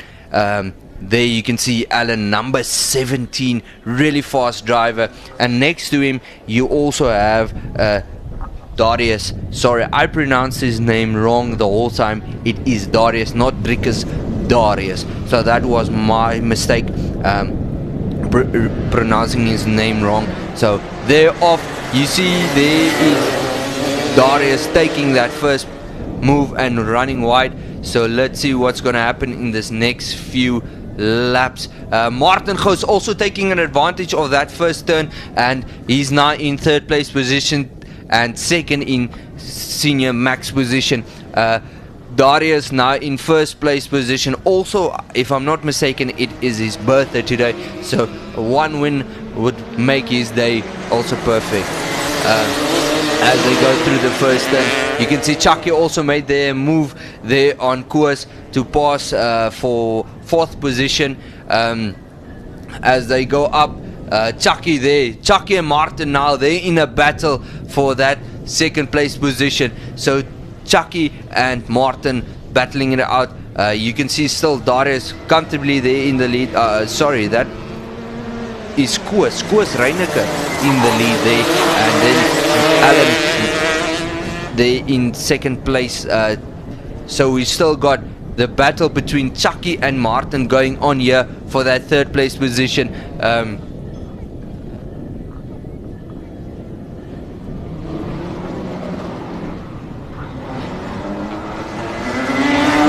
As they come down now the main straight, there you can see at the background there Chucky and Martin ducking down to get past that first place position.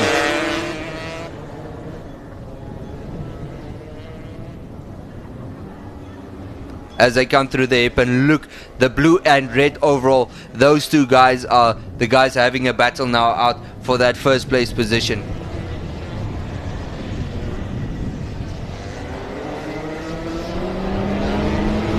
Darius comfortably there in the lead, sliding a bit loose there on the end.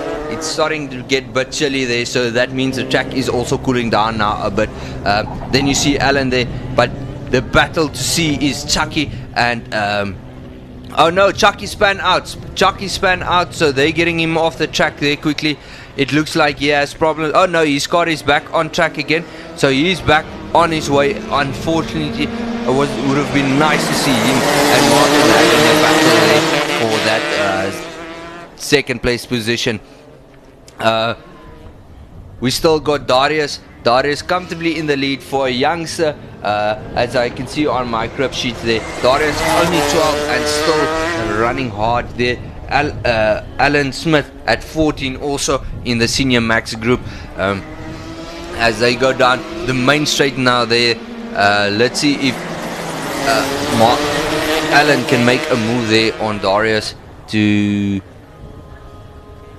get that first place position and take a 3P this weekend. He did very good the whole weekend, very consistent, also very consistent driver, very clean, very smooth driver, not aggressive at all. So he's very, very good in what he does. There you can see Chucky had that span out. He's trying to do that catch-up game now.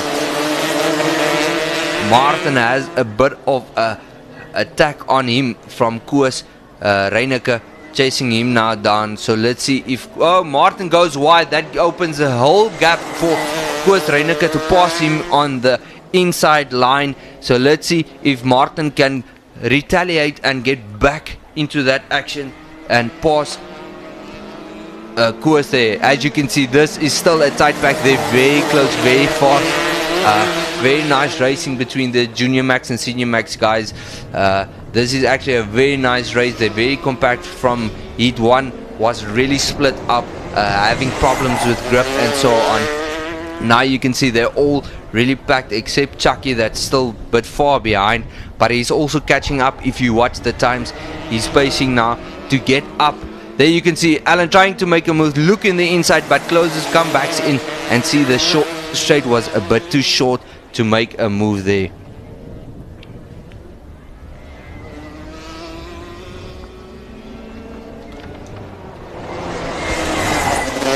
As they come now down into that rhythm section into the last turn there.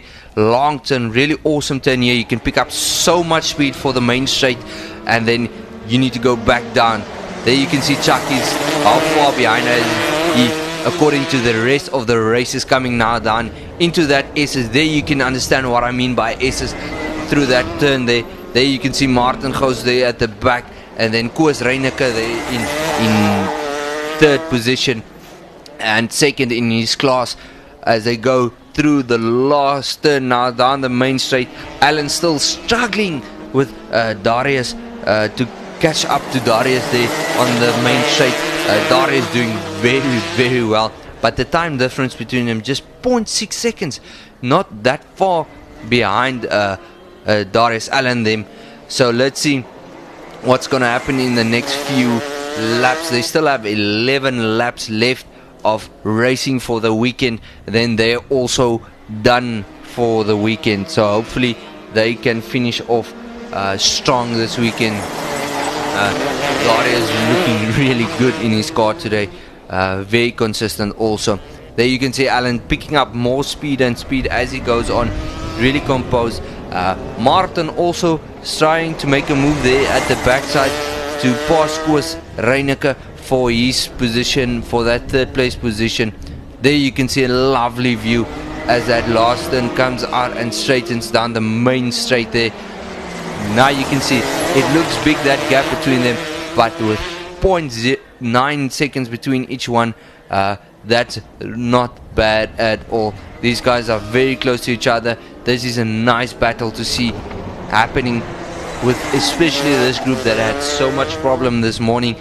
Carts sliding off, carts off the track, very split up group. But now this last heat, you can see it's very interesting now today with this last heat, with these guys coming down hard on the main straight there, each one pushing the hardest they can do just to finish this last race. There you can have a nice view of them as they come in. They have this Cortina effect where they bunch up and split up again when they exit a turn and enter a turn. Very nice to see that happening. As they go down, you have a whole draft train there as they start picking up speed into that first turn.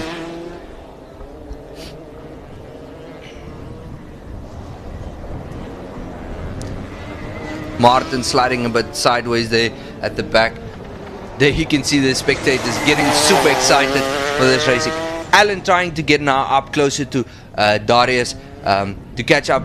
Alan's trying to make a move in the inside. Alan made the move on the inside, passing Darius, but they still have a few turns left. Alan took that first place position. What a move. He was so composed, waited for the right moment and took it in the inside of the last turn, passing Darius as they go down the main straight.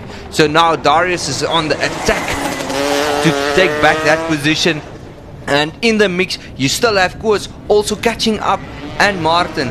Look at as these guys come down the main straight. Koos having a look on the inside, trying to pass Darius, but he comes back again.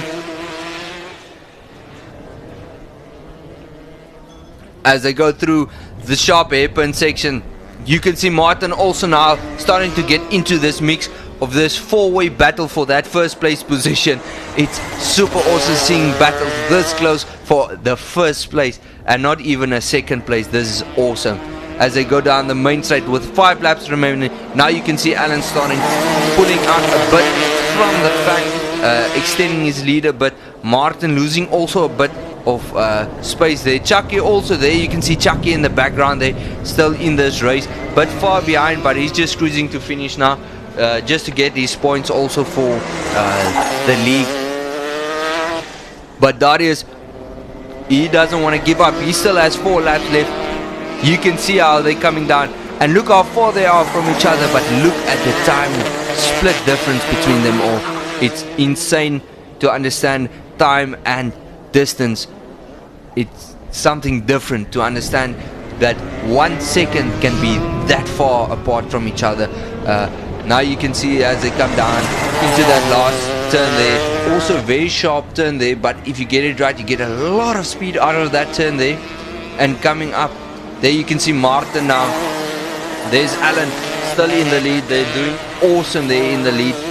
Starting to extend his leader, but there you can see Chucky, our back marker. He's a bit after his problem sliding out. He's just having a cruise now, just to finish the race without any problems. There you have our leader, Alan, really fast, really smooth. And Darius also still in the mix, but Darius not close enough to make a move as they go for their final lap. Final lap is now on its way for the last heat of leg 3 for the senior max and junior max. Guys, there you can see lovely smooth. All they need to do is finish now, and then they have the weekend done. They can start packing up and enjoy the rest of their Easter weekend. There we have it. Let's see. There we have Alan Smith. Sorry, yeah, Alan Smith in first place, Darius in second, Koos in third place, Martin in fourth, and Chucky in fifth place. Unfortunately, Chucky missed out on this racing after he slid out there at the hairpin section. But well done to Alan with his 3P this weekend. Congratulate him on that, and also on Darius, also trying and battling it out. Sorry, Alan didn't have 3P. Darius took one race in the beginning, and the rest last two were Alan's races. So there you can see Chucky also now slowly coming in for his paddock and weighing of the carts. So next we have the Micro Maxes, Mini Maxes, and Max Terinos on track for their final races also. There you can see the times. There you can see the best laps done by Alan. Really good. Alan and Koos Reineke also putting in their really fast time there. So let's go to CJ for a last interview quickly.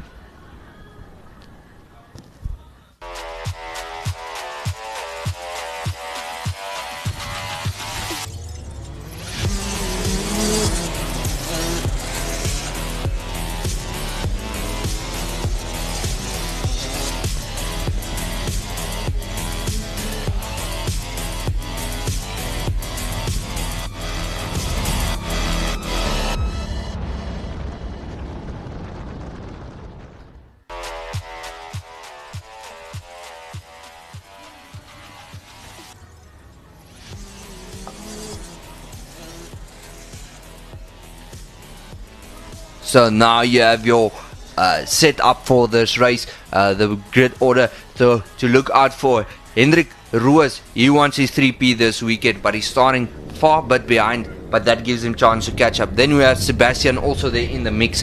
He's also a fast driver. And then Paul Oosthuizen also with a super fast car. So let's see what's going to happen in this next. Paul Oosthuizen there in the pole position, so he has a bit of advantage, but let's see if Hendrik Roos can catch up. And then we have some few drivers there also at the back. They're battling it out for their positions and points, and they're off. We see they went off. Let's see if there's no false start flags going down. Doesn't seem like that. So let's, as they come into that first hairpin section, we got green flags, so no false start as they go up. Lovely view there. You can see the carts coming down that last turn. Now you have a perspective of how the track actually looks like, how it runs, and where you can get the best lines. That's an awesome track. You can see this S sections there at the left side, down into that sharp hairpin section as Paul Oosthuizen and Sebastian comes down there into that hairpin section. There you can have a lovely view how they take that hairpin section down into that slidey section, but that section started getting heat now, so it's starting to grip up a lot there. So we got a three-way battle here between these fast guys. I told you Hendrik Roos is going to make a move there. He made a move on Sebastian, taking the inside line very smooth there, so he still has Paul Oosthuizen to pass, so that's going to be a lovely dice for that first place position. So let's see what's going to happen as they go up that section into that second hairpin turn, down in the long turn there. You can see there Paul Oosthuizen and Hendrik Roos and Sebastian battling it out for that first place position.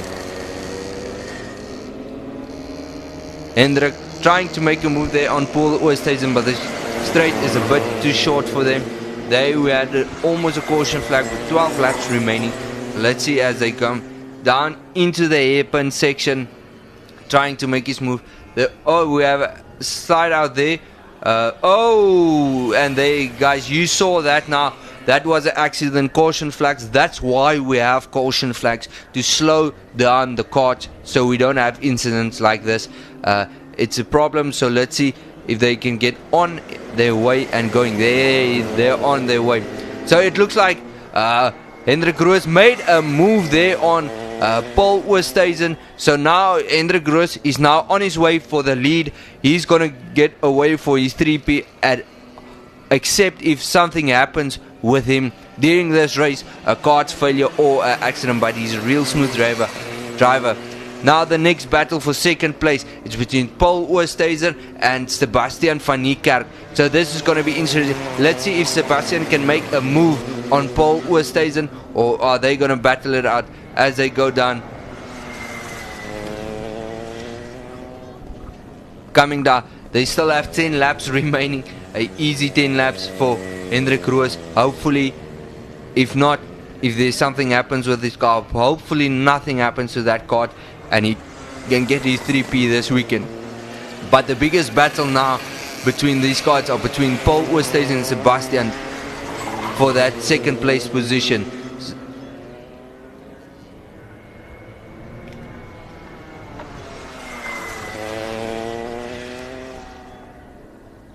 As I get ready, these cars are super fast. Even this is a next generation car.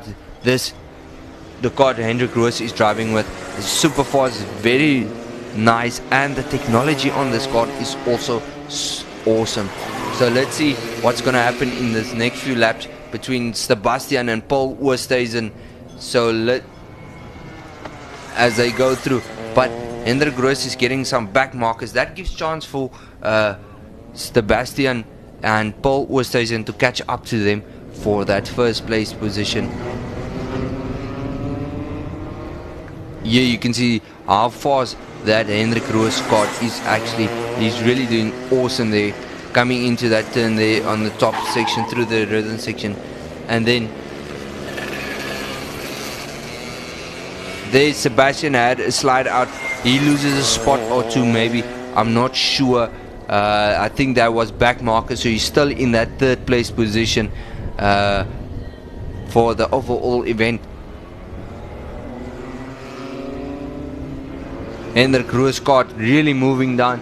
He's really comfortable in that car, really understands that car perfectly.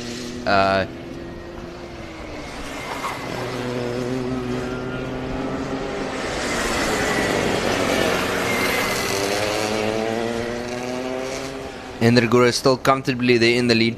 Paul Oosthuizen and Sebastian split up a bit. Sebastian had a slide there in one of the turns, so he's out a bit. So let's see what's going to happen in the next few laps. We still have 5 laps remaining with one lady driver also in here, Nikki. She's also in the mix. Nikki is now in 6th place there. She's 2 laps behind from Hendrik. So let's see what's going to happen in the next 5 laps.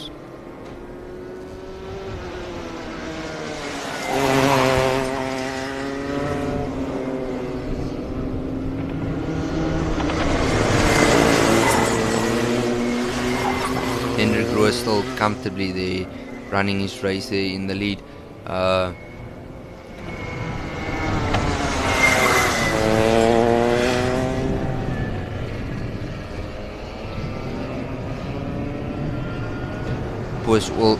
Paul Oosthuizen still also chasing down Hendrik Roos, but Hendrik Roos is a bit fast for him, so he's just cruising comfortably there and just making sure Sebastian doesn't catch up to him, so him and Sebastian will have a battle.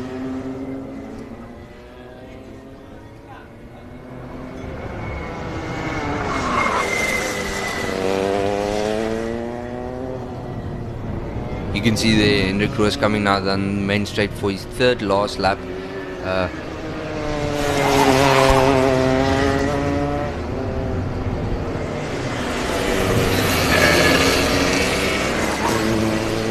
As he comes down now there onto the last few turns there for his second last lap.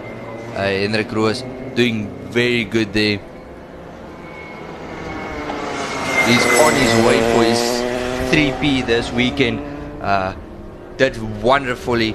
As you can see how he passes the back markers, playing it safe, running a wider line there. That was Paul Wilson running a wider line there, passing the back markers just to catch up. But Hendrik Roos now on his final lap of this weekend. As you can see, the checkered flag is coming out.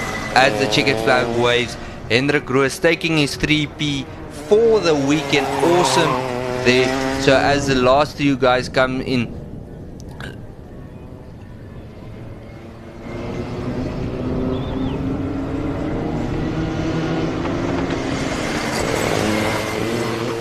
there you can see the last carts coming down now the main straight over the finish line. So as these guys get in to the paddock, we can see in the next few seconds the race results and the times these guys were running, and hopefully we got another track record that is broken, hopefully by Hendrik Roos.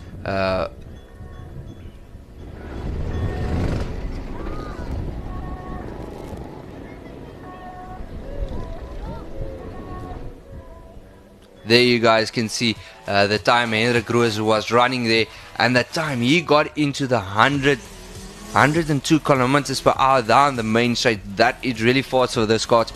But there you can see the best lap times. He ran at 28.7. There you can see as they come down and all their friends giving them high fives. There we have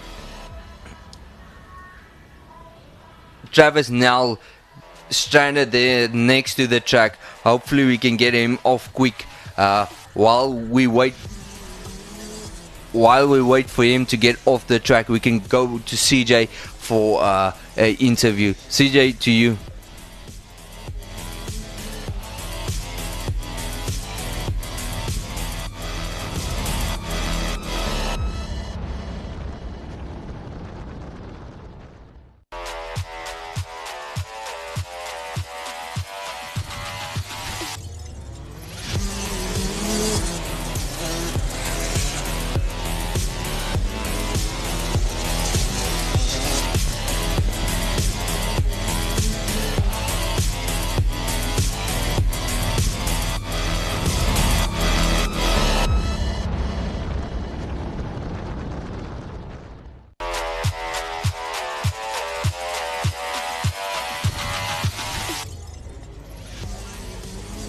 And of course, we're back with another racer of Quibus.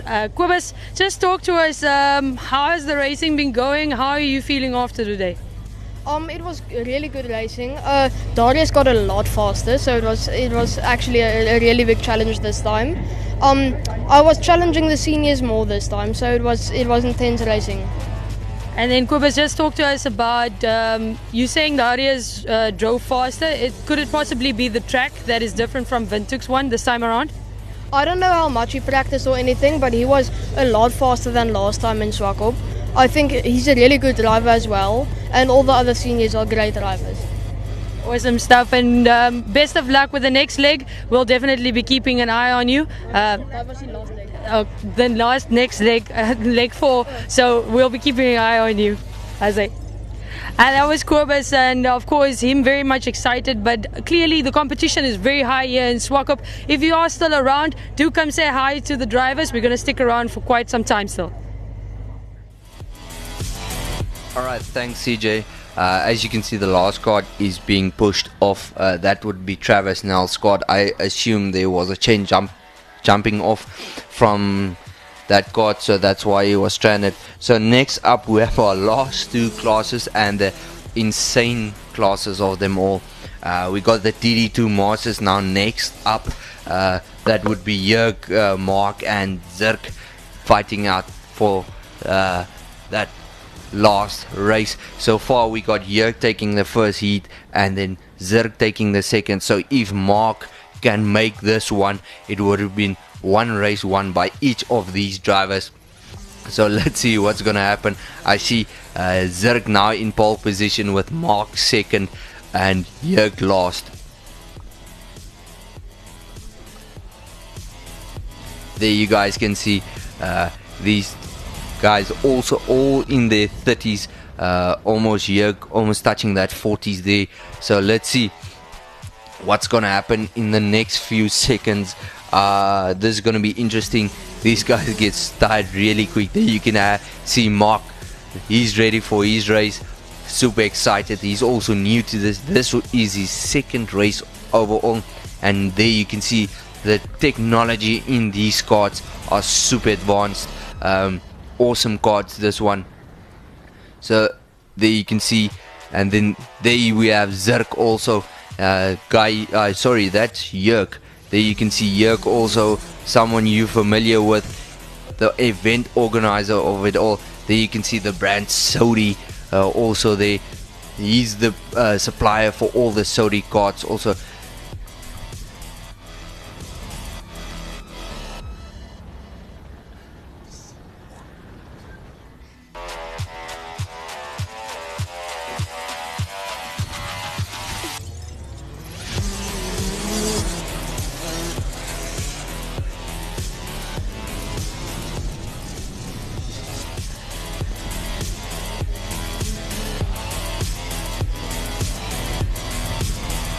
Alright, they're off there, ready for their formation lap now.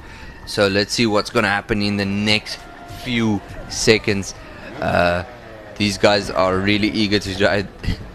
It is also the last race of this weekend, so hopefully it will go good for these guys as they start warming up their tires. They Mark jumping away at the back, so hopefully he can make his way through the pack and take this race. Or is it gonna be Zirk that takes this race, or Jörg Goldback? And who's gonna take this leg of this weekend?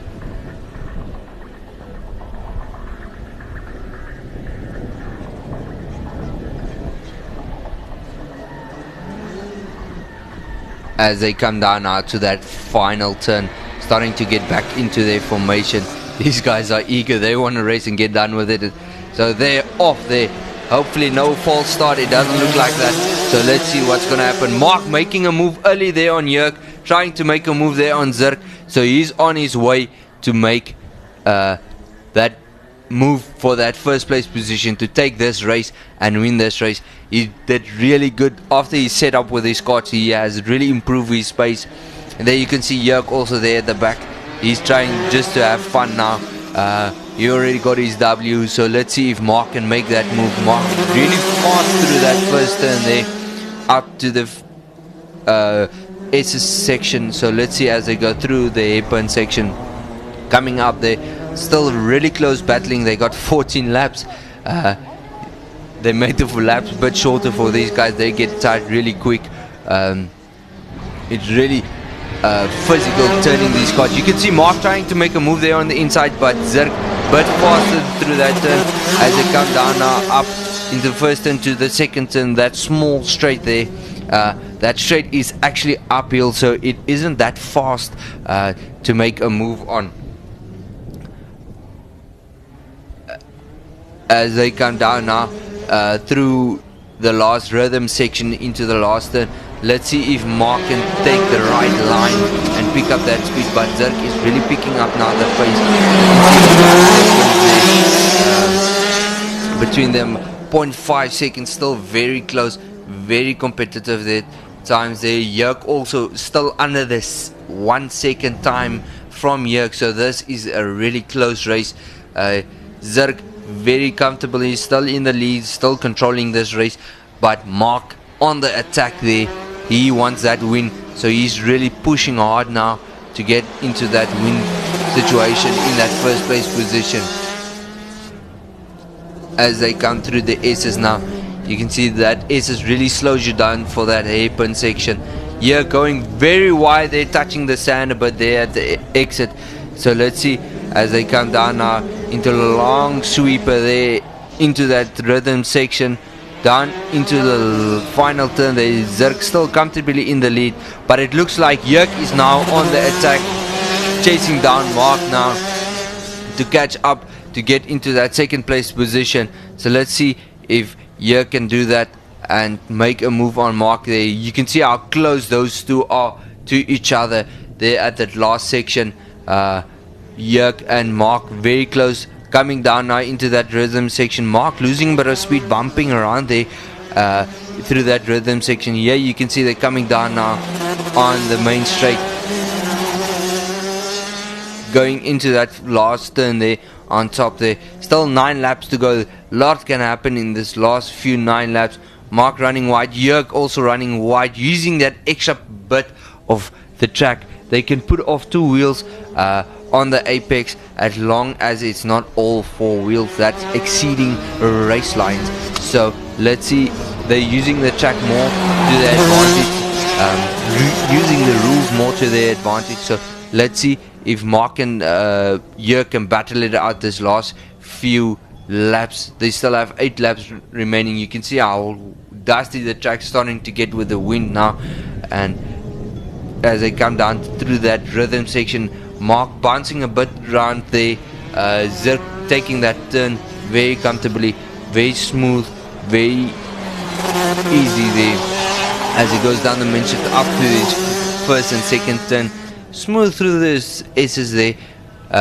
You still see Jurk and Mark battling it out there at the back. Those two guys are trying. Jurk touching the ground, they're running deep into the sand there, loses a lot of speed there. That gives Mark some breathing room, trying to catch up to Zirk, but Zirk really on a mission there. You can see as they come down the straight down, these cars slide around, and these cars actually has a lot of power, and they're really smooth, that carts.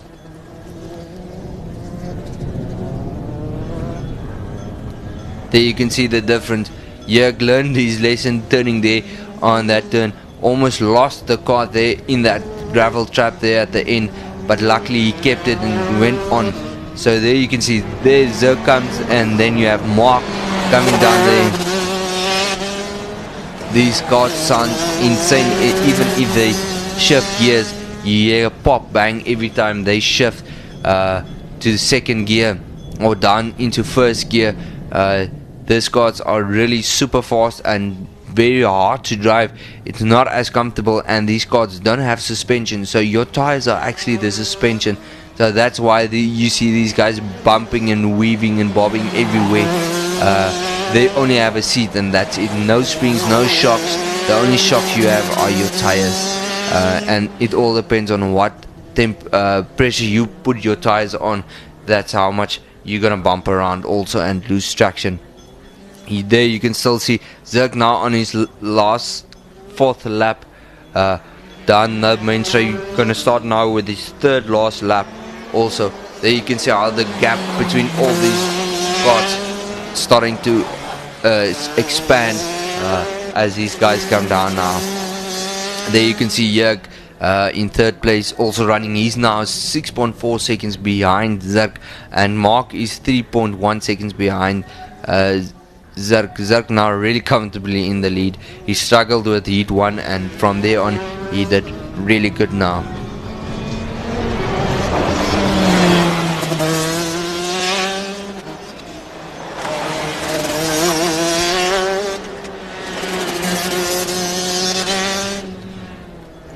There you still have 2 laps left. Zirk comfortably in the lead. Mark still not far behind, but 3.7 seconds behind. And then you can see Jurk 7.0 seconds behind Zirk. So he's just trying to finish. I think he's a bit tired, running a whole event and racing at the same time. That takes a toll on you. The day gets really super long for you then. So you can see him touching the board there on their last lap now, coming down. There you can have our race leader now on his way for that checkered flag. He had 2 wins this weekend in Heat 2, and now this is going to be his last one in leg 3. There you see the checkered flag. He's over the checkered flag. There's Mark also coming, and Jurk he's playing around there at the back. He's tired. He just wants to have a fun bit more. You can see how he slides that card there, playing a bit. You can see how these guys are. They're really tired, but they're having a long day here for them. But this was our last race of the DD2 Masters as they come down for the cool down lap to get into the paddock for weighing station, just to make sure everything is still to spec and what they need to be.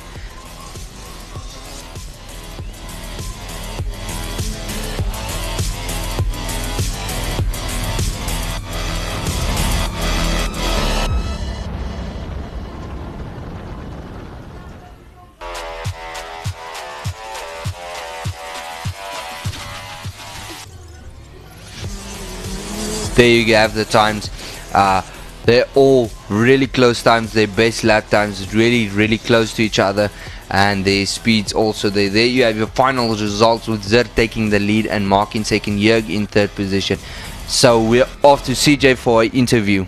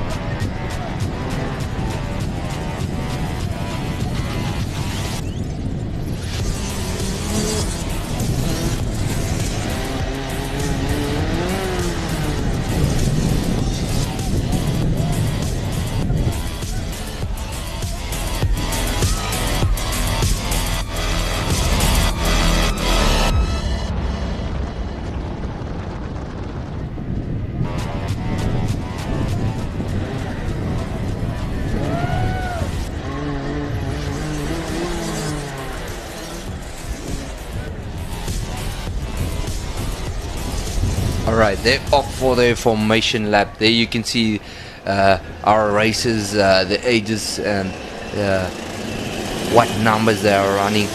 We only have 4 competitors and 1 is from Angola. So good to see guys from Angola also competing with us here.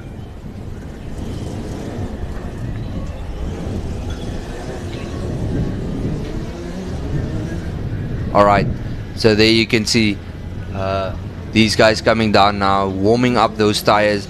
Justus and Richie, they're gonna have a battle. This is what we want to watch. These two, they're gonna have this battle today. They want to have the bragging rights of who is faster. They also are 2 youngest drivers here, so wait for that flag. Let's go. They're off there into that first turn. Justus making his move. Even sorry, that's Leo trying to make his move also there on Richie as they come down now into that apron section, very close to each other. This is going to be an interesting race. They have a lot of laps still left. A lot can go on, but Justus making his move and trying to get away from the pack very early in this race. He's pressing now down. There you can see Richie, Leo and Ivan, they're running at the back there. Justus very smooth through that first turn there, coming down. You can see the time differences between them also very close. Richie's now on the attack, trying to chase down Justus there for that first place position. But Louis is also in the mix, and Ivan is chasing down him for that third place position. As they come down now to the main set, 21 laps remaining. The last group, last class for this weekend, Easter weekend, with this Rotax League number 3. So let's see what's going to happen in this last 20 laps. There's still a lot of laps left and a lot of action to happen in this last few laps. You can see Richie is not giving up. He's pressing hard on that thing. Justus is just keeping a smooth line, keeping it and just defending a bit. Richie trying to poke his nose on the inside there. Justus closes him down. Richie's going to make a move now in the next few seconds here. Let's see what's going to happen as they go through the hairpin section. Richie now really came up and made that gap closer as they come down now into that rhythm section there to that last turn. Justus really picking up speed faster here down this section than all of the other cars. He's really smooth down that section of the track. So as they go up, you still see Richie in the mix and Ivan trying to make a move there on Liu. So Liu is closing him down the whole time. So Liu is really running a smooth race also here.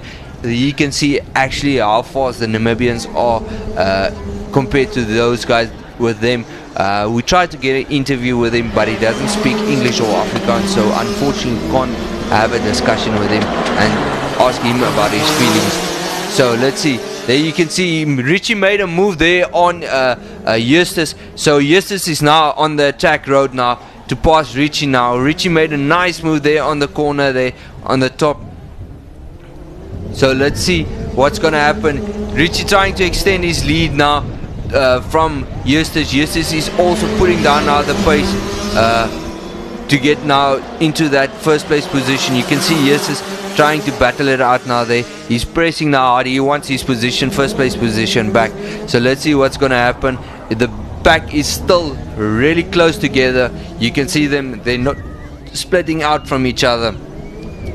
So let's see what's going to happen in this next few laps if Justus can catch up.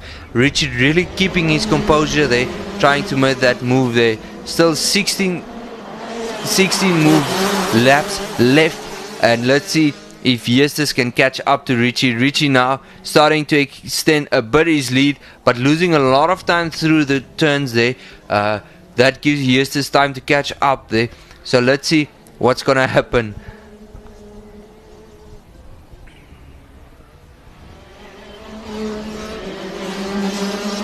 Richie ducking there, getting down that speed. He's trying to extend his lead now. He wants this leg to be his this weekend. Sliding sideways. You can see Justus also coming in very strong there as he comes in into that hairpin section. There you can see how close this Diddy-Doo group actually is.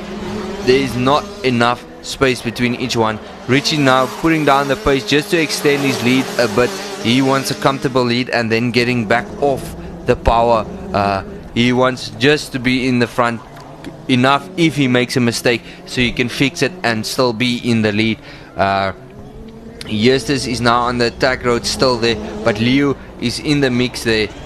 So let's see if Lee is going to make a move there somewhere and trying to pass Justus there as they come down to that first corner there.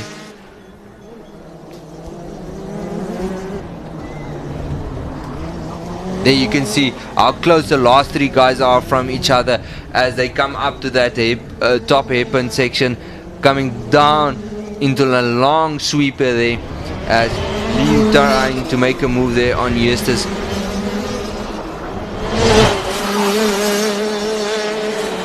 There you can see Richie still comfortably in the lead, running his race smooth, just keeping those tires safe and not overworking them and losing some grip he needed in the next 11 laps and starting sliding everywhere around.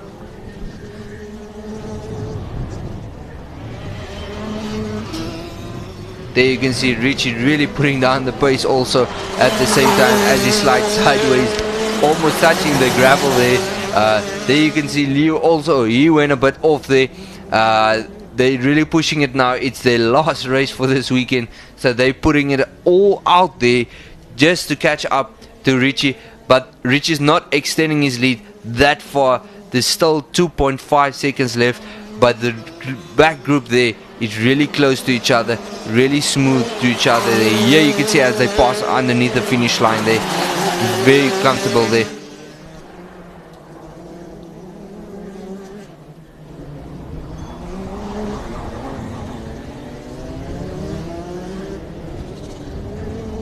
There you guys can see the close racing going on between these three guys. Justus in the lead there, with Liu second, not in the lead, but Justus in second place, Liu in third, and Ivan trying to make a move there on the outside, but struggles a bit there on the outside. So let's see if they go into that hairpin section. Liu trying to make a move, Liu trying to take that inside line there as they go up there, the top end there. So let's see if Liu can make a move, but I see Ivan also poking his nose into that turn the whole time, trying to pass Liu there as they come up. There you can see them at the back as they come down, going 3 wide. Oh, you can see as Ivan brake hard there, going sideways there, trying to pass the Liu there, but struggles and needed to brake. He tried that late braking but struggled there. Justus need to defend all there the whole time. Liu on the attack and defense, and then Ivan attacking there. You can see Ivan running a bit wide there, losing a lot of speed there through that turn as they come down. You see Liu slowly coming closer to Justus, so he's picking up his pace now. He's getting his feel for the track. He understands now the track more better. You can see how smooth he runs through the track there. There we have our race leader also still comfortably in the lead. There you can see how they come down there as they come through the last turn there down the straight. Let's see if Liu can make a move there on the last turn, trying to poke his nose on the inside there, but Justus closes him down there. Hopefully he can get a move on the next few turns. You can see Ivan also battling it out there at the back there for also that position.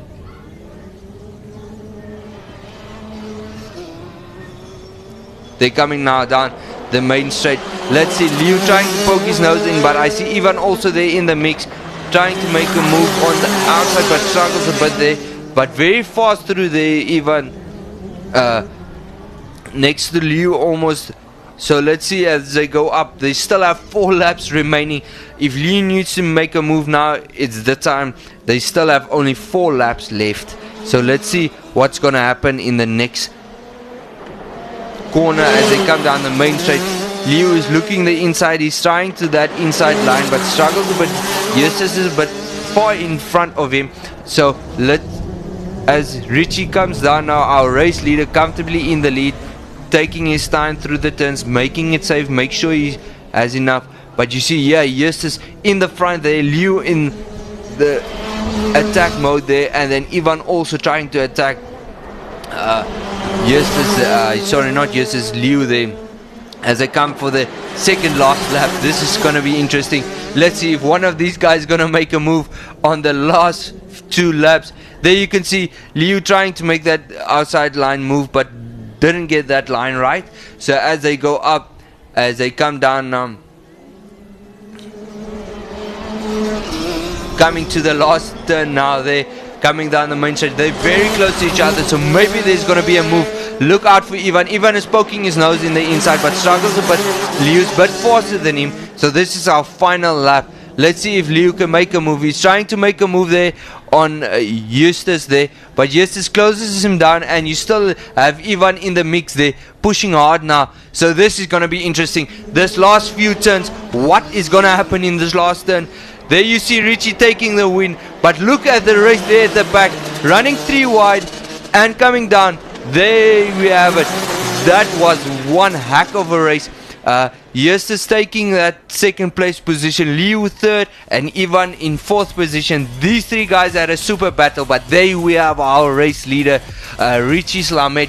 That very good today. He didn't have any problems with the car, and he also put in a really good time. He and Justus running almost the same times and almost the same speed there. Not much difference between these 2 races.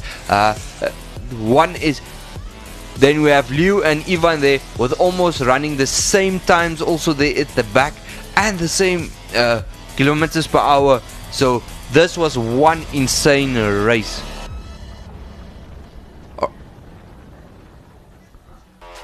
Alright, as I get into the paddock, I'm giving it over to CJ for our next interview.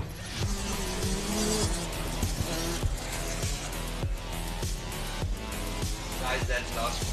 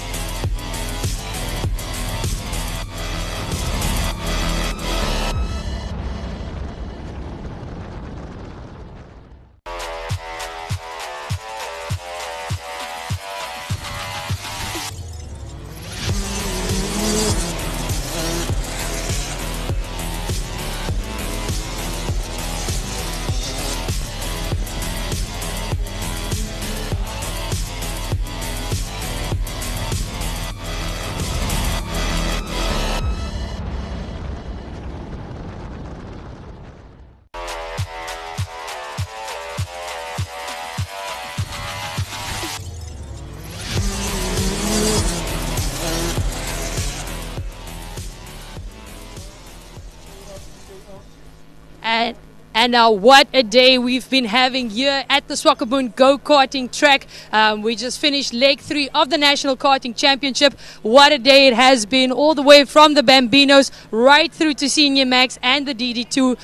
It's been absolutely amazing day. Now we've got a guest of honor with us today. Of course, that is the Chief of Rotax Southern Africa, Ed, what a beautiful day it was. Just talk to us about the quality that you've seen here in Namibia today. Well, I'm really excited to see the growth and the quality of this event. I didn't expect to see what I see here. And it's really great that such a small community can produce an event of this class. So it bodes well for the future. And what exactly was your favorite category, if you had to sum one or pick one from the whole day? I know I'm that very biased person, and I like the Bambinos. So which one is your pick? Well, I think I would join you with the Bambinos, because the Bambinos is where it all starts. So we really very optimistic when we see life in Bambino. It means that Micromax, Minimax, all of the classes will have a good future. So yes. And of course, we know that Namibia will be taking part in the African Open in July as well in South Africa. Talk to us about what you expect from the Namibians just by looking at what they brought to the table today. Well, you know, a couple of them competed last year, and I think they've come a long way since then. It is really, really competitive in South Africa. It's like world class, actually. And I think the Namibians will enjoy it and learn a lot. So we look forward to having them there. Great stuff. Thank you so much for joining us, and we hope to see you at the next one. Thank you. Now, we have been wrapping up things and analyzing the whole day, and I'm joined once again by York, and of course, that is Tian, our commentator. Talk to us about how you feel. The day is done, York. You look tired. Are you tired? Are you fitter? Yes, like I said, no, I'm driving myself fit. No, so no, I'm exhausted, but it's pure fun. No? So personally for me, as a driver, it was excellent again being on the track now for the last 2 races now, and I really enjoy it. But from a organizer's point of view, I'm very happy. I think we made a small step in the correct direction again from last time. So the growth is going on, and the quality today was really excellent. I mean, yes, the Bambino class was exciting today, but I think the quality is the DD2 class, and everybody that watched Heat 3 now, even Heat 2 and Heat 1, that was really, really some good quality from all 4 drivers, with Leo included from Angola. So one has to consider that Leo came here yesterday morning from Angola. He rented a kart from us, so he had to get used to the kart, he had to get his setup done, but also, Richie did an excellent comeback in the last heat. Justus did an excellent heat in Heat 2. So those, Ivan doing a competitive, really solid performance today. So they didn't give each other a meter. So I think there's a good Royal Rumble in that class. So it's really exciting looking forward to Leg 4. These guys they do the show for quality wise, and then obviously the show must go on, and yeah, it's really nice. But also the other classes in the junior and senior max class, they drove combined. Those are all new drivers, and it's really amazing what lap times they do. And I think we made another step into the correct direction now. Now, talking about growth and all of this, we had an interview with Kobus Reinicke, and he was talking about young Kotze, whose birthday it is today, and just the way he was driving. Now, that type of growth, that is what you guys want to see ultimately, race after race, leg after leg. So just talk to us about the growth in general, what you've been observing from last year's commentary all the way till this year. What have you been experiencing, Tian? All right, so from last year, yeah, it actually grew a lot. I saw a lot of new faces coming in, a lot of new names also. So it's good seeing they coming, especially in the youngsters. It's good to see the youngsters, the Bambinos and the Mini Maxes and so on. Not a lot in the top end, but smaller end, it's good to see youngsters there. They're getting used to it. They're getting to learn how it works and build a passion from a young age to get it into the sport. And as this is our building blocks basically for our Namibian sport, if we can get more youngsters in there, we can get a bigger, and later on from karts on, we can go back into the circuit racing and rallying. So for overall, it's good to see the youngsters in the kart, especially in the karts. Kart is the most important part in racing for us, and it's good seeing all these youngsters coming in and just enjoying themselves. I didn't see one unhappy face in all of them. So it's good seeing the build of it, and especially with a Leo coming from Angola all the way. So it's very, very good to see international drivers coming in, and if you can get more of them in, it will be awesome, giving our guys more exposure for how it's in the outside world, and it makes us prepared for when we go over to their side, going competing with them. So that's what we need, and it's good to see them coming in now. Now, York, maybe just the last one and a quick one before we wrap up, in terms of how big is it for you guys to have a sponsor like Standard Bank, the likes of NBC behind you guys, and encouraging the growth of the sports code? Yeah, I mean that's really important to mention now as a closer. Standard Bank is, I think there's never been a sponsor like Standard Bank in the history of motorsport generally. So they're really coming in really big, and we're really thankful for Standard Bank giving their trust in such a small, I must say, unknown motorsport. And I think generally motorsport needs to revamp their whole exposure, their whole media coverage and stuff. And I think with Standard Bank and getting NBC on board, we're getting into a level where we can actually be sustainable and grow the sport decently, because that's what it's all about now. Now that is, of course, what it's all about. To our viewers, both on Facebook and, of course, on NBC One, we thank you for spending the day with us, and we'll be back definitely next time. It's within Windhoek for leg 4 as we bring you the National Karting Championship. Thank you, and see you next time.